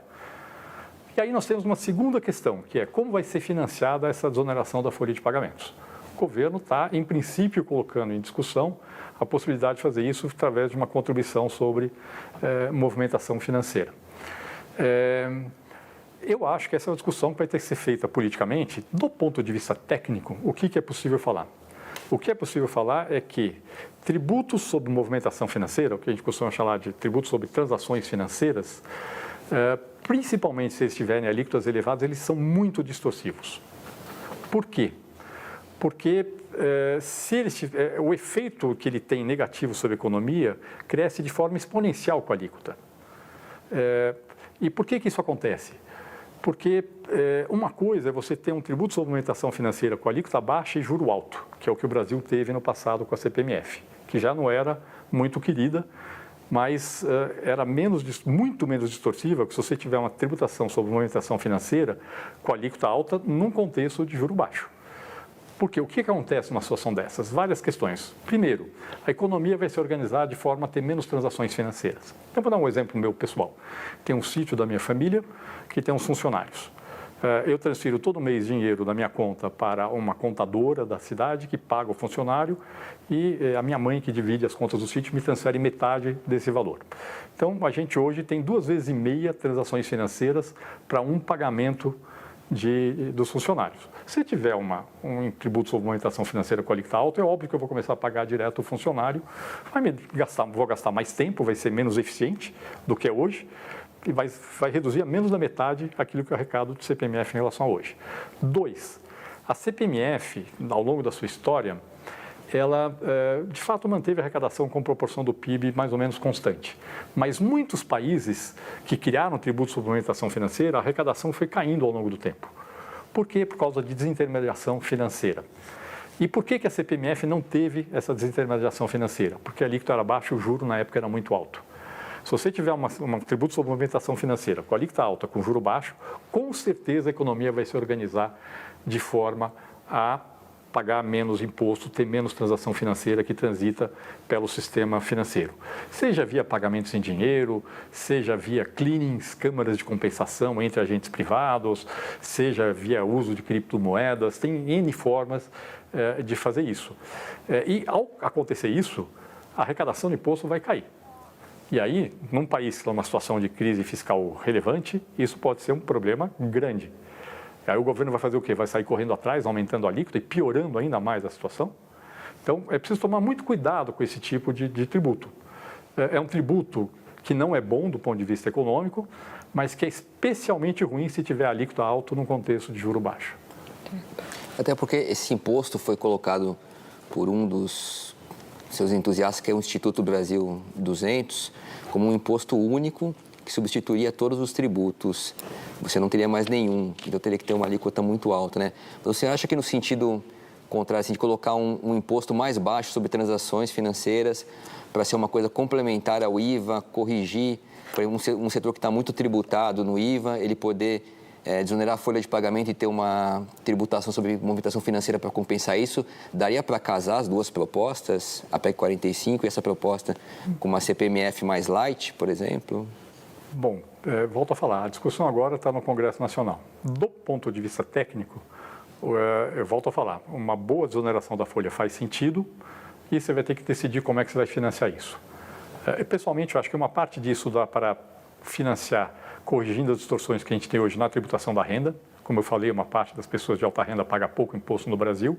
Isso ajudaria a repor uma parte da perda da arrecadação sobre a folha. Mas ainda assim, acho que teria uma parte que teria que ser como é que vai ser financiada. E aqui o ponto é avaliar qual é a melhor opção. Volto a falar, uma CPMF com alíquota baixa pode ser uma opção, mas pode ser que tenha outras opções que têm que ser consideradas dentro desse desenho. E o que tem que ser considerado é aquilo que gera menos distorção. Agora, volto a repetir, com a alíquota alta é um desastre absoluto esse tipo de tributo. Porque o governo Dilma teve uma política de desoneração da folha que não deu certo, foi muito criticada e até se voltou atrás depois. Porque foi uma desoneração da folha setorial, que é um absurdo, e financiado com um tributo sobre faturamento. O que é a boa desoneração da folha? Isso que é um ponto importante, vou falar um pouquinho então. A boa desoneração da folha não é desonerar completamente a folha. É importante que tenha uma relação entre o que você paga de tributo sobre a folha e o benefício que você recebe. Vamos imaginar, pensar aqui por absurdo. Raciocinando por absurdo, pensa que você zera a contribuição sobre folha e que vai financiar tudo em outra base. O que vai acontecer? Todo mundo vai dizer que ganha mais do que ganha para poder receber um benefício sem ter pago por ele. Tá certo? Todo mundo vai dizer que ganha no mínimo R$2.000 por mês, porque não paga nem imposto de renda e vai receber um benefício de R$2.000. Muitos vão dizer que ganham R$5.000 por mês, mesmo que receba R$1.000, porque vai pagar pouco tributo sobre a renda para poder receber um benefício de R$5.000 quando se aposentar. Então, é importante que tenha uma relação entre o que você contribui e o que você vai receber. E tem que ser visto como uma boa aplicação financeira. Esse é relevante. O que você tem que tirar da folha? Você tem que tirar da folha aquilo que não tem relação com o benefício. O que nós temos hoje na folha que não tem relação com o benefício? Nós temos as contribuições para o Sistema S, salário e educação, que deveriam estar em outra base, não sobre a folha, é a pior base possível. Nós temos um problema na alta renda. Por quê? Porque no Brasil a empresa paga a contribuição sobre folha sobre todo o salário do trabalhador. Só que o benefício que ele recebe é limitado àquele teto do regime geral, que é R$5.800 e tantos. Então o que acontece? Isso, na verdade, é um custo que não gera benefício para o trabalhador, é equivalente ao imposto de renda. Aliás, é bem engraçado aqui no Brasil, quando você considerar isso como imposto de renda, você chega à conclusão que para um trabalhador no Brasil que ganha R$6.000 ou mais, o imposto de renda que incide sobre cada real adicional que ele ganha, na prática é de 42,6% ou mais, e não 27,5% como a gente acha. É alto no Brasil. Essa cunha fiscal é extremamente alta. E aqui faz sentido desonerar a folha, tá certo? Possivelmente compensando por um imposto de renda um pouco mais alto nas pessoas físicas, não no mesmo nível, mas um pouco mais alto. E nós temos um último problema que é na baixa renda. E na baixa renda o que acontece? O problema não está só na contribuição, está também no benefício. Por quê? Porque pensa num trabalhador formal que contribuiu 30 anos sobre um salário mínimo, trabalhador urbano. Hoje no Brasil ele se aposenta aos 65 anos de idade e vai receber um salário mínimo. Aí você pensa um trabalhador informal que nunca contribuiu para a Previdência. Ele chega aos 65 anos de idade e vai receber um salário mínimo de benefício do BPC-Loas. Se ele for um trabalhador rural, aos 60 anos, sem ter contribuído, ele vai receber um salário mínimo. Então, nós temos um sistema no Brasil em que o benefício não contributivo ele é tão bom ou, em alguns casos, até melhor do que o benefício contributivo. Como é que você resolve isso? Uma forma seria priorizar muito o benefício assistencial, o BPC-Loas ou o aposentadoria rural, porque a gente já viu que politicamente não é viável. A outra forma, provavelmente, é desonerando a parcela inicial do salário de todos os trabalhadores, não só daqueles que ganham R$1.000. Seria desonerar os primeiros R$1.000 do salário de todos os trabalhadores. Essa é uma boa desoneração da folha. Com este modelo, na prática, você consegue fazer um sistema em que toda contribuição está vinculada a um benefício e você gera os incentivos corretos para a formalização. Você inverte a equação atual do Brasil, que desincentiva a formalização de trabalhador de baixa renda, e você passa a criar um sistema que incentiva a formalização de trabalhador de baixa renda. E se a contribuição for bem calibrada, ela trata inclusive bem da nova economia, as novas relações de trabalho. Porque esse modelo viria muito bem se vier junto com uma renda básica do idoso, universal não contributiva.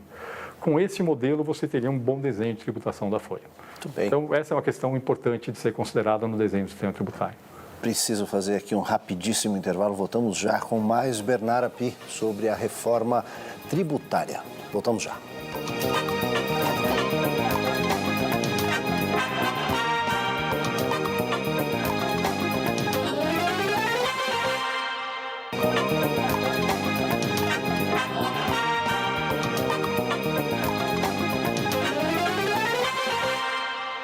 Estamos de volta com este Roda Viva especial com o economista Bernard Api.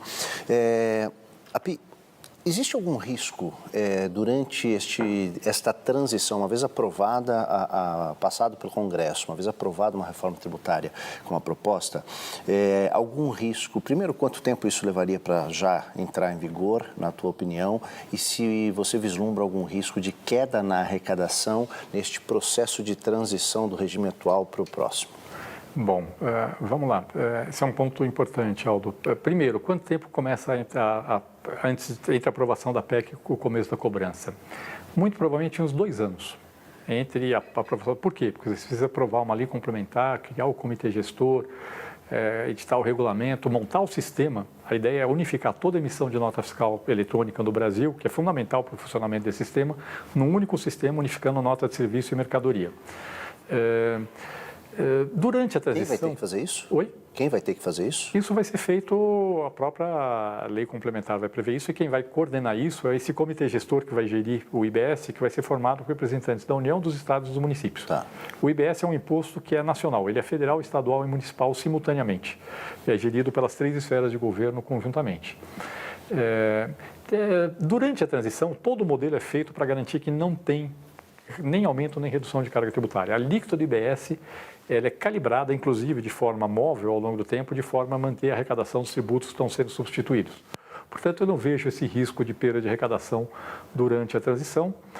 O que eu vejo é um ganho com o aumento do PIB, que acaba beneficiando todo mundo, acaba beneficiando o consumidor, o empresário e o próprio governo durante essa transição.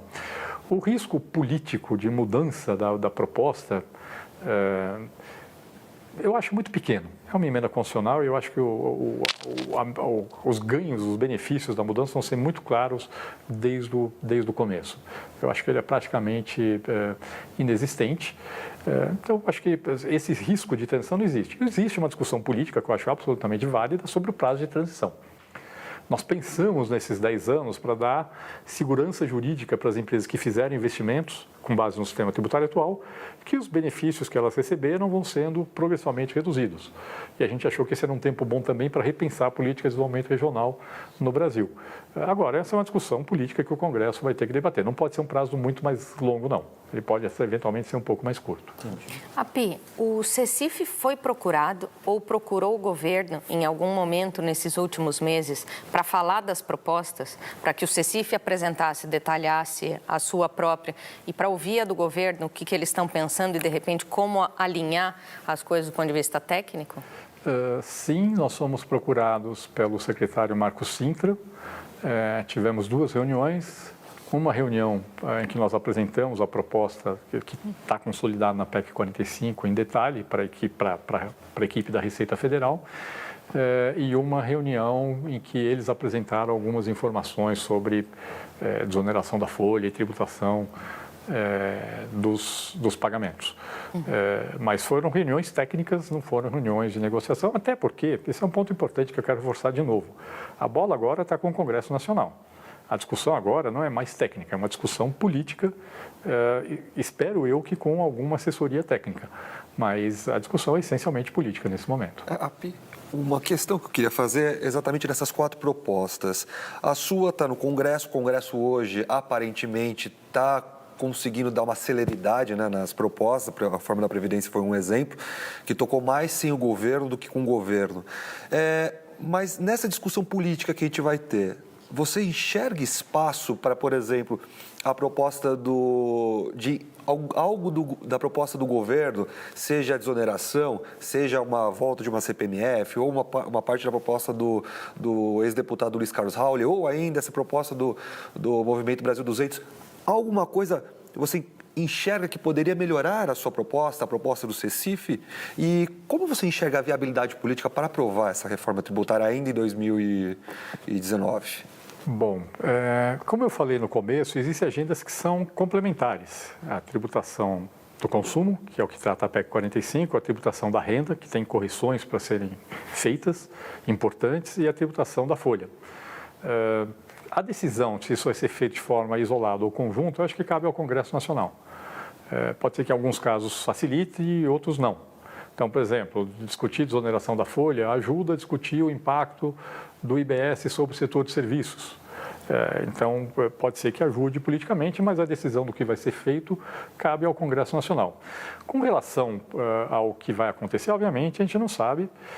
Agora, eu acho que o ambiente político é muito interessante. Eu acho que, assim, existe... Por um lado, nós temos hoje um Congresso com perfil mais reformista nessa legislatura do que as legislaturas passadas. Isso é importante. 2, nós temos um grupo de congressistas, e aqui liderados pelo presidente da Câmara, Rodrigo Maia, que em última instância é o patrocinador da PEC 45 dentro da Câmara dos Deputados, que tem interesse em fazer avançar essa pauta, porque acho importante ter uma agenda de crescimento para a economia brasileira, e essa é uma agenda de crescimento extremamente importante.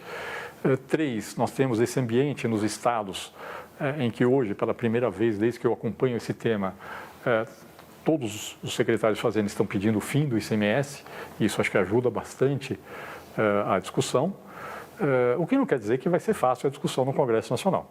Tá certo? É uma discussão complexa por causa de impactos federativos, por causa de impactos setoriais. Mas, e nessa discussão é absolutamente fundamental não tratar a reforma tributária como um jogo de soma zero. Não dá para tratar, tanto do ponto de vista federativo quanto do ponto de vista setorial, como sendo uma mudança no qual alguns ganham e outros perdem e a soma é zero. Se você jogar assim para a política, a equação é quase insolúvel, na verdade. Quando você entende que essa reforma tem um impacto positivo sobre o crescimento, ela acaba ajudando muito a discussão, tanto no impacto federativo, porque, como eu falei, a grande maioria dos estados e municípios, em termos absolutos, vai ser beneficiada pela mudança, ainda que em termos relativos alguns possam perder, inclusive do ponto de vista do impacto setorial. Tem setores que talvez tenham um aumento de alíquota, um aumento de arrecadação, mas que vão ser muito beneficiados pelo maior crescimento da economia e da renda das famílias, inclusive o setor de serviços. De forma geral, simplificadamente, aquilo que em economia a gente chama de elasticidade de renda da demanda por serviços, quer dizer o seguinte, quando a renda sobe 1%, muito provavelmente a demanda de serviços cresce mais que 1%. Ou seja, ainda que os preços dos serviços subam, o setor de serviços vai ser proporcionalmente mais beneficiado pelo aumento da renda provocado pela reforma tributária. Tudo isso ajuda a discutir o impacto da reforma e talvez fechar a equação política. Você acha que a resposta rápida, a reforma da tributária vai passar mais fácil do que da Previdência? Não sei. Essa é uma pergunta para ser feita para os congressistas e não para mim. Inclusive, sugeria vocês aqui convidarem os congressistas para participar de um programa desses, que eu acho que vai ser bem interessante. Tem que ser vários programas. Vários programas. E citando como exemplo, talvez dois impostos que são muito presentes na vida do brasileiro, que é o IPTU e o IPVA. Na sua proposta com o imposto único, eu vou parar de pagar um boleto específico do IPTU e parar de pagar um boleto específico do IPVA ou não? Como é que isso vai funcionar? Não. A proposta ela mexe apenas com PIS, COFINS, IPI, ICMS e ISS. IPTU, que é um imposto desses dois não tem como escapar. Desses dois não tem como escapar. Dizem que na vida tem duas coisas certas, a morte e os impostos. Esses dois estão aí. Acho difícil eles deixarem de existir nos próximos anos. E a guerra fiscal, desculpa, a guerra fiscal em relação ao IPVA, que é um imposto que reflete muito isso. Alguns estados parcelam em 3, outros em 8. E a própria alíquota, essas alíquotas seriam unificadas ou não? Olha, essa é uma discussão que pode ser levada para discussão no Congresso Nacional junto da reforma tributária. Não consta da PEC 45, mas acho que é uma proposta válida, assim como propostas de incluir tributação de lanchas e jatinhos junto do IPVA, que eu acho que pode fazer sentido de colocar na discussão da reforma tributária. Api, uma dúvida que eu tenho sobre a proposta do CECIF, eu entendo que o IBS, o Imposto Único, a essência dele é ser uma alíquota para todo mundo, mas imagino que existam exceções. Bebida, cigarro, que notadamente tem uma alíquota mais alta, serviços bancários, quais são as exceções à regra do IBS? Já tem isso na proposta? Bom, vamos lá. Bárbara, você até completou a minha apresentação, porque eu não tinha tratado disso. Além do IBS, a ideia prevê um imposto seletivo, que é um imposto que a gente chama extrafiscal, não com fins de arrecadar, mas com fins de estimular comportamentos, que incidiria sobre cigarros, incidiria sobre bebidas alcoólicas, e isso está previsto. Mas é uma coisa muito pontual de pouquíssimos setores que seriam tributados. Com relação às outras questões, tem alguns setores que tem discussão hoje, não está definido como é que vai ser feito, certamente vão aparecer na discussão política, serviço financeiro é um, talvez setor imobiliário é outro, e alguns serviços eventualmente apareçam nessa discussão política. Tem uma discussão técnica sobre como é feita essa tributação no resto do mundo. Nós já temos um levantamento bastante bem feito e nós vamos trazer essa discussão técnica para dar suporte para a discussão política sobre essas questões específicas que vão aparecer. Vocês estão elaborando uma emenda já por parte do próprio CECIF, ou vocês vão deixar isso vir à tona no Congresso? Eu acho que a discussão vai aparecer no Congresso Nacional. O que nós estamos fazendo é preparando uma base técnica para dar suporte para a discussão política. A maior parte dessas definições não vai estar na emenda constitucional, vai estar na lei complementar. Então, é importante, assim, aqui no Brasil nós temos um problema extremamente sério de tentar colocar tudo na Constituição. O ideal, na verdade, é botar o mínimo possível na Constituição e deixar o máximo para a regulamentação. Até porque tudo aquilo que você bota na Constituição, primeiro, se torna muito rígido, E segundo, sempre dá contencioso. Você sempre tem um advogado tributarista que vai interpretar o que está na Constituição de forma a dizer que você não pode pagar imposto. Então, é um problema, a gente tem que evitar isso no Brasil. A gente tem que ter uma legislação na Constituição mais simples possível, mais objetiva e deixar o grosso da regulamentação para a lei complementar. Você falou das exceções. A PEC 45 prevê o fim da Zona Franca de Manaus, se eu não me engano, mas ela mantém, por exemplo, o sistema do Simples para as micro e pequenas empresas. Para entender por que uma coisa está mantida, por que a outra está fora e, complementando, se o senhor acha que essas exceções podem levar a uma desidratação dessa proposta. Vamos lá. A PEC 45 não é que ela acaba com a Zona Franca de Manaus. Ela acaba com o modelo de desenvolvimento baseado na concessão de benefícios fiscais. Certamente a questão da Zona Franca vai aparecer na discussão política. E o que vai ter que ser feito, colocado na mesa, é uma avaliação de custo e benefício do modelo da Zona Franca vis-à-vis outros modelos de desenvolvimento para a Amazônia. Acho que essa discussão tem que ser feita de forma transparente. Se chegar à conclusão que a Zona Franca é o melhor modelo, ótimo, vai ter que ser mantido algum benefício. Se chegar à conclusão que outros instrumentos são mais eficientes para gerar desenvolvimento para a Amazônia, então vai se mudar a forma de fazer políticas de desenvolvimento na Amazônia com uma transição de 10 anos para não gerar grande segurança jurídica para quem já investiu no Amazonas. Com relação à questão do Simples, o que nós estamos propondo na verdade, uma opção. As empresas do Simples vão ter duas opções. Ou fica tudo como está, só que ela está fora do sistema de débito e crédito, ou seja, quando ela fizer compra, ela não recupera crédito, quando ela vender, ela não vai gerar crédito para o comprador, ou então você tira do faturamento dela a parcela que corresponde hoje a esses 5 tributos que vão ser extintos, e ela entra no regime normal de débito e crédito do IBS. Por que a gente está propondo esse modelo? No fundo, o que a gente está falando é o seguinte, para as empresas que estão no meio da cadeia, praticamente todas vão preferir a segunda opção. Porque é muito melhor pagar um pouco mais e gerar crédito integral do que pagar menos e não gerar crédito. Tá certo?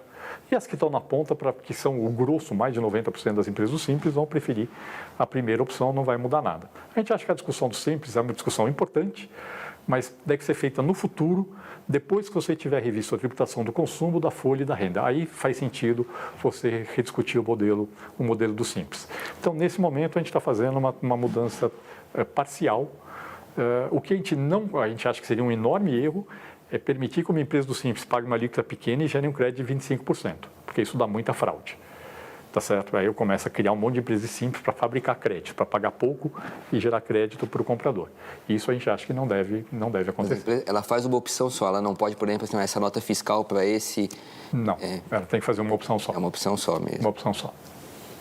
Api, eu queria falar um pouquinho sair um pouquinho rapidinho do IBS, porque a gente está tratando o IBS como esse imposto único, mas existem duas outras áreas de tributação necessárias sobre patrimônio e sobre renda. Eu queria que você falasse da importância de, num segundo momento, além de tributar o consumo, que é o que realmente, do que trata a PEC 45, né?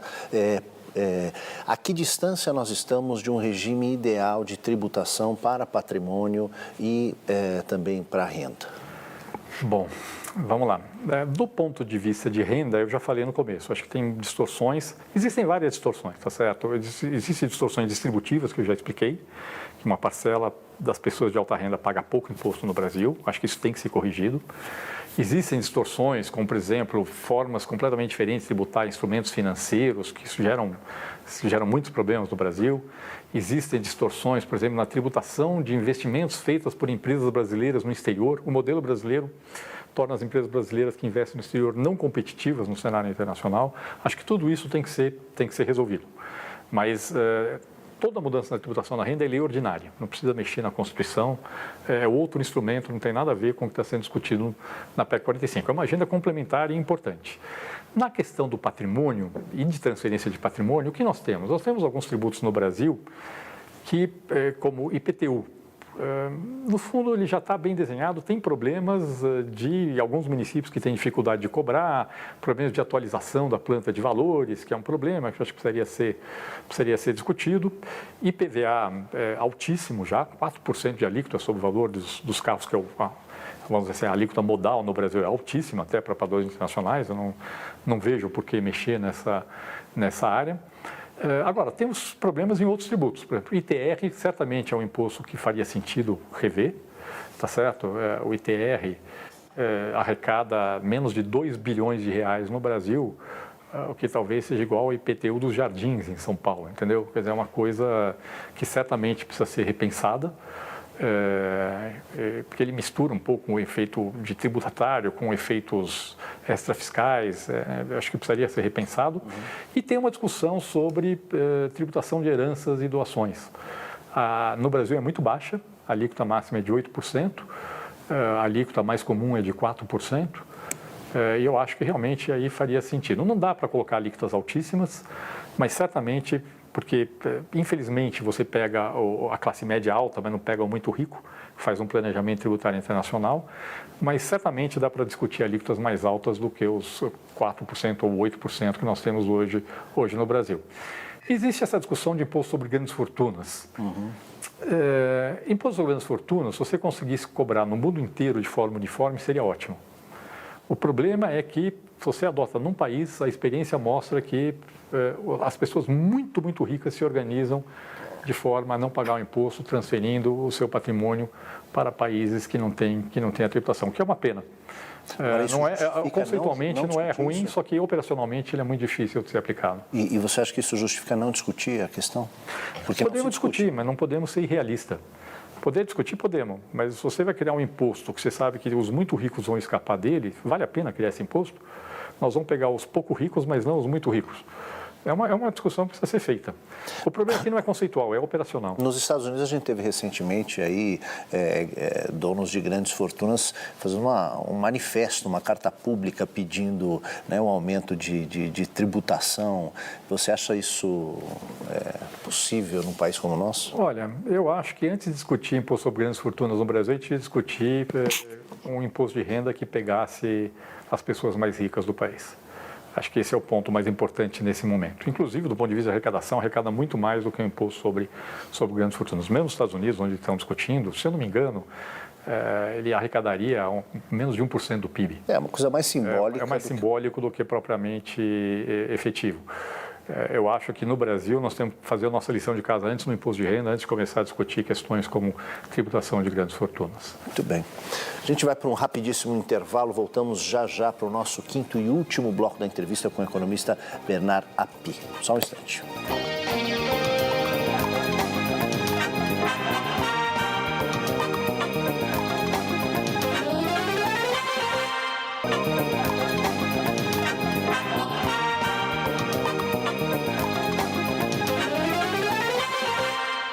Estamos de volta para o quinto e último bloco da entrevista com o economista Bernard Api. Api, eu confesso que, ouvindo durante esses últimos 4 blocos todo o programa, você vende super bem o seu peixe. Eu acho que eu não sei se a proposta é tão boa ou se o sistema que nós temos é tão caótico a ponto de fazer a gente, de fato, desejar uma reforma que apresente esses 4 tópicos, trazendo no começo, simples, neutro, transparente e com equidade.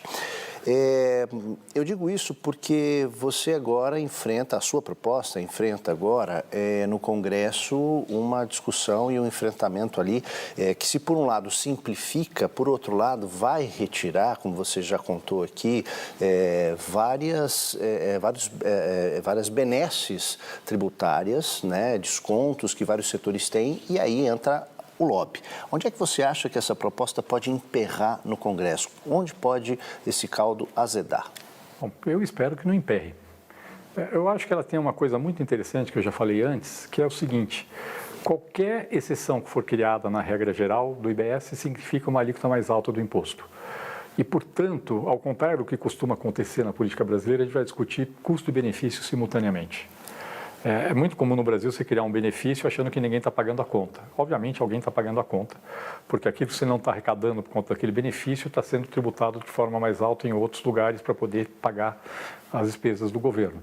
Então, acho que a proposta vai tornar isso explícito. E, ao trazer custo e benefício para a mesa, isso vai ajudar a que seja feita uma avaliação do que realmente precisa ser mudado, eventualmente, dentro do desenho do imposto, se é que alguma coisa precisa ser mudada. Eu acho que essa é a grande vantagem do desenho na forma como ele está sendo proposto, com essa transição, que permite que você discuta custo e benefício simultaneamente. Tem receio desses lobbies? Não, acho que faz parte da política. Isso é normal.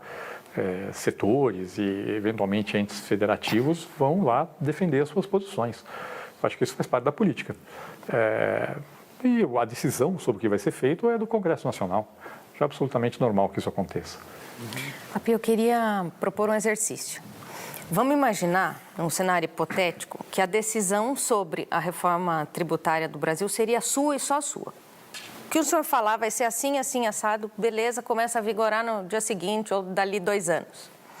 Mas com uma condição, que o senhor tivesse que tirar algum mecanismo da PEC 45 e colocar alguma ideia dessas outras que estão colocadas publicamente. Qual o senhor tiraria e qual o senhor colocaria? Laura, graças a Deus o Brasil não é uma tecnocracia. Então a chance disso acontecer é zero, graças a Deus. Isso aqui é uma democracia, isso vai ser decidido pelo Congresso Nacional e não por mim. Se você quiser me dizer, o problema das outras propostas, eu acho que tem alguns pontos que estão na proposta do deputado Luiz Carlos Rauli, que hoje está sendo discutida no Senado Federal, que poderiam ser incorporados na nossa PEC. Por exemplo? Como, por exemplo, sei lá, a unificação da contribuição social sobre o lucro líquido com o imposto de renda. Como, por exemplo, eventualmente, incluir o IOF dentro do escopo do IBS. Acho que existem algumas coisas que estão na proposta do deputado Luiz Carlos Rauli que vão além da nossa proposta que poderiam ser aproveitadas. Tá. Assim como eu acho que a discussão que o governo está trazendo de desoneração da folha pode ser uma discussão importante. Tá. Assim como, dependendo do que o governo propuser de mudança na tributação da renda, pode ser que complemente bem o que está sendo discutido na PEC 45. Eu acho que não existe conflito na verdade, entre as várias propostas. Acho que elas vai ter que ter uma discussão política de vantagens e desvantagens dos vários temas que estão sendo trazidos para a mesa. Obrigada. Na reforma da Previdência, a gente viu uma discussão muito da oposição, falando que ela era mais prejudicial aos pobres. Na reforma tributária, às vezes tem alguns pontos que podem dar a entender isso, como a gente até falou aqui da questão da oneração da cesta básica. Mas trazendo um pouco assim de uma maneira mais didática, como que essa reforma tributária vai ajudar as pessoas mais pobres? Como explicar para a sociedade que ela vai pagar mais, às vezes, por um determinado produto e isso vai ser benéfico para ela? Bom, vamos lá, vou retomar então aquilo que eu já falei aqui antes. Primeiro, as pessoas realmente mais pobres, naquilo que elas gastam no consumo de cesta básica, elas vão receber o dinheiro de volta. Inclusive mais do que elas recebem na desoneração hoje, porque hoje você ainda tem uma alíquota de 4%, às vezes 7% de ICMS. Segundo, a proposta, se equalizar a tributação de bens e serviços, ela vai fazer com que aquilo que os ricos consomem mais, que é serviço, seja mais tributado do que é hoje, portanto, vai reduzir a tributação sobre mercadoria, que é aquilo que o pobre consome mais. Terceiro, ela tem um impacto muito positivo sobre o crescimento e sobre o poder de compra da população em geral, e ela tem um impacto muito positivo sobre o ambiente competitivo do Brasil. Ela vai aumentar a competição entre as empresas, porque hoje no Brasil, às vezes é mais importante ter um benefício tributário do que ser competitivo e eficiente. E esse aumento de competição, mais o aumento todo de eficiência econômica que vem, tende a ser repassado para os preços, beneficiando toda a população, inclusive a população mais pobre.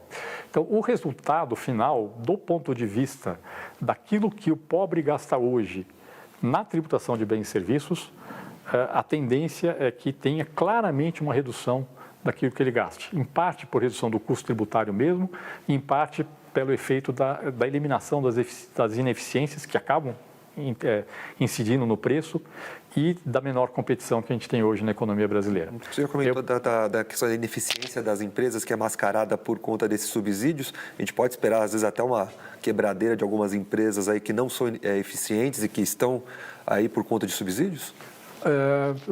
Possivelmente sim. Assim, você tem 2 tipos de empresas que têm benefícios. Você tem empresas que têm benefícios, mas são eficientes, e essas, de forma geral, são a favor da reforma tributária com a transição para dar segurança jurídica. E você pode ser que exista no Brasil alguns casos de empresas que são ineficientes e que só existem por causa de benefícios fiscais. Essas empresas vão deixar de existir e no lugar delas vai ser criada uma empresa eficiente e o país vai sair ganhando com essa mudança. O senhor falou muito sobre desoneração da folha de pagamento. É claro que não é uma relação direta com a reforma tributária, mas se o senhor fosse ministro da Economia, o que o senhor faria com o FGTS? Olha, eu nunca pensei no assunto, no detalhe, mas eu gosto do modelo em que o FGTS teria uma remuneração de mercado. Eu não gosto muito dessa ideia de uma poupança compulsória dos trabalhadores mal remunerada. E eu gosto do modelo do FGTS ser a primeira fonte de pagamento do seguro-desemprego no caso do trabalhador ser demitido. Porque hoje nós temos um sistema que cria incentivos errados. No sistema atual do Brasil, muitas vezes vale a pena ser demitido. Inclusive, o seguro-desemprego no Brasil aumenta quando a economia está crescendo, porque o trabalhador sabe que se ele for demitido vai ser fácil encontrar outro trabalho e ele sabe que se ele for demitido ele recebe seguro-desemprego, saca o FGTS, ele ganha um monte de benefícios simultaneamente. Então, acho que você tem que criar os incentivos corretos. E os incentivos corretos são falar o seguinte, olha, se você mantiver a sua poupança na forma do FGTS com remuneração de mercado, isso vai ser bom no longo prazo para você e você não tem que dar um incentivo para ele querer ser demitido. Você tem que tirar esse incentivo que existe hoje na economia brasileira sem desproteger o trabalhador, mas criando os incentivos corretos. Voltado para a área imobiliária, o senhor concorda? Essa é uma discussão interessante. E acho que se tiver alguma mudança, não deve ser uma mudança muito brusca, exatamente porque nós estamos propondo uma transição de 10 anos no IBS, acho que você não deve desmontar sistemas que hoje estão funcionando de forma brusca, porque isso desorganiza a economia. Mas é uma discussão importante ser feita, mas se tiver qualquer mudança, tem que ser feita no longo prazo. Api, acho que talvez a exceção da proposta do governo, que a gente ainda não conhece muito bem, as outras duas que estão aí na mesa, a do ex-deputado Raul e a do Instituto Brasil 200, propõem uma unificação de mais impostos do que a sua proposta. Como é que o CECIF chegou a esse desenho de 5 impostos e por que não outros impostos, como o IOF, por exemplo? Bom, vamos lá.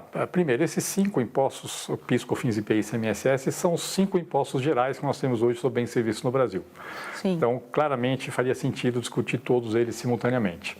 Talvez o IOF fizesse sentido incorporar dentro. Por que não incorporar outros tributos dentro? Como, por exemplo, o governo federal, às vezes, tem falado em extinguir a contribuição social sobre o lucro líquido, que é um imposto sobre renda, sobre lucro, e incorporar também na tributação do consumo. Porque, mesmo mantendo a arrecadação desses 5 tributos, a nossa alíquota sobre consumo já vai ser muito alta. Se você tirar outros tributos e jogar ainda sobre consumo, a tributação, que já vai ser meio top internacional, vai ser extremamente elevada. Sistema tributário, vamos ser bem claros, não existe imposto bom, só existe imposto menos ruim. E o bom sistema tributário é aquele que distribui a tributação em várias bases, porque se você concentrar numa base só, aí você tende, o efeito, como eu falei, ele tende a crescer mais que proporcionalmente à alíquota. O efeito negativo sobre a economia tende a crescer mais que proporcionalmente. Então, ter uma alíquota muito alta sobre o consumo pode não ser o ideal. O que nós estamos propondo no nosso modelo é simplesmente manter a tributação que tem hoje sobre o consumo no Brasil, só que de forma transparente e retirando as ineficiências, mas manter a tributação que já existe hoje sobre o consumo no Brasil. Quem sabe, no longo prazo, a gente crie condições para ir progressivamente reduzindo a tributação do consumo e aumentando mais a tributação da renda. No curto prazo, eu vejo algum espaço para aumentar a tributação da renda, mas eu acho que seria melhor aplicada desonerando a folha do que desonerando o consumo. Sim. A gente falou aqui muito sobre pobres e ricos, eu queria fazer uma pergunta em relação à classe média. As mensalidades de plano de saúde, mensalidades escolares vão subir muito por causa do novo IVA, como tem dito os representantes desses setores? Bom, eu volto aqui àquilo que foi colocado. Quem é que consome educação privada e saúde privada? São as pessoas de renda mais alta. As pessoas de menor renda têm educação pública e vão no SUS. Eu acho que é uma discussão interessante. Tem um ponto que é importante nessa discussão, que é falar, bom, mas quando eu estou usando educação privada e saúde privada, eu estou deixando de usar educação pública e saúde pública. E talvez isso possa ser considerado na discussão. Agora, se a solução para isso, a melhor solução é a alíquota mais baixa para esses setores, não sei. E aqui, volto a falar, é muito fácil no Brasil falar o seguinte, eu quero um sistema que seja progressivo. Mas na hora que você fala, eu quero tributar aquilo que o rico consome mais, eu não posso. Porque isso é um tabu, eu não posso mexer nessas questões. Eu acho que essa é uma discussão importante de ser feita. Vamos ser bem claros, tá? Eu conheço escolas que cobram R$10 mil por mês de mensalidade. Será que a família que tem R$10 mil por mês para pagar uma escola não tem dinheiro para pagar um imposto sobre essa escola? Acho que essa pergunta tem que ser colocada para a população, tá certo? Porque se ele pagar imposto sobre essa escola, ele está tirando o imposto que o pobre está pagando sobre outras coisas e está ajudando a financiar a educação pública. Então, eu acho que essa discussão é uma discussão importante, certamente vai aparecer na discussão política no Congresso Nacional, porque eu acho que ela tem que ser discutida olhando todos os impactos. Agora, essa é uma questão cultural também, né? Quer dizer, a gente... o discurso corrente, na maioria, né, da parcela aí de classe média, é o peso da carga tributária. E quando você ouve pessoas mais pobres, o pagar imposto é como se fosse um passaporte para a cidadania, né? Quer dizer, eu pago imposto, eu quero pagar o meu imposto para ter direito a tal coisa, né? Uma reforma como essa, você acha que tem um impacto também de mudar culturalmente essa visão? Com certeza. O problema é o seguinte, que muitas vezes o pobre acha que não paga imposto. Ele simplesmente não sabe quando ele está pagando imposto. Ele pode não pagar imposto de renda, IPTU e IPVA, mas ele, no fundo, está pagando um monte de imposto sobre aquilo que ele está consumindo.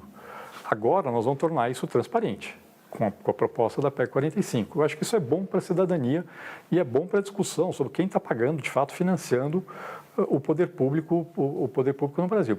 Tem um ponto a mais que eu queria aqui complementar a pergunta do Eduardo, que é o seguinte, Eduardo, tem um ponto a mais. Quando as famílias forem olhar o impacto da mudança sobre elas, não considere apenas o impacto sobre os preços do que ela vai consumir, mas considera que junto com essa mudança vem um aumento de renda tipo de 10%, tá certo? Em média, por baixo, de todas as famílias. E aí, de repente, essa família de classe média fala, não, mas vou pagar mais na educação pública, na educação privada. Fala, opa, não, mas com um aumento de 10% da renda, eu ainda saio ganhando em relação a manter o sistema tributário atual. Tudo bem. Api, rapidissimamente, tuas considerações finais agora no finalzinho do programa. Bom, acho que tem duas considerações. Uma tem a ver, inclusive, com o que você falou no começo do bloco. Por que a proposta da PEC 45 é boa?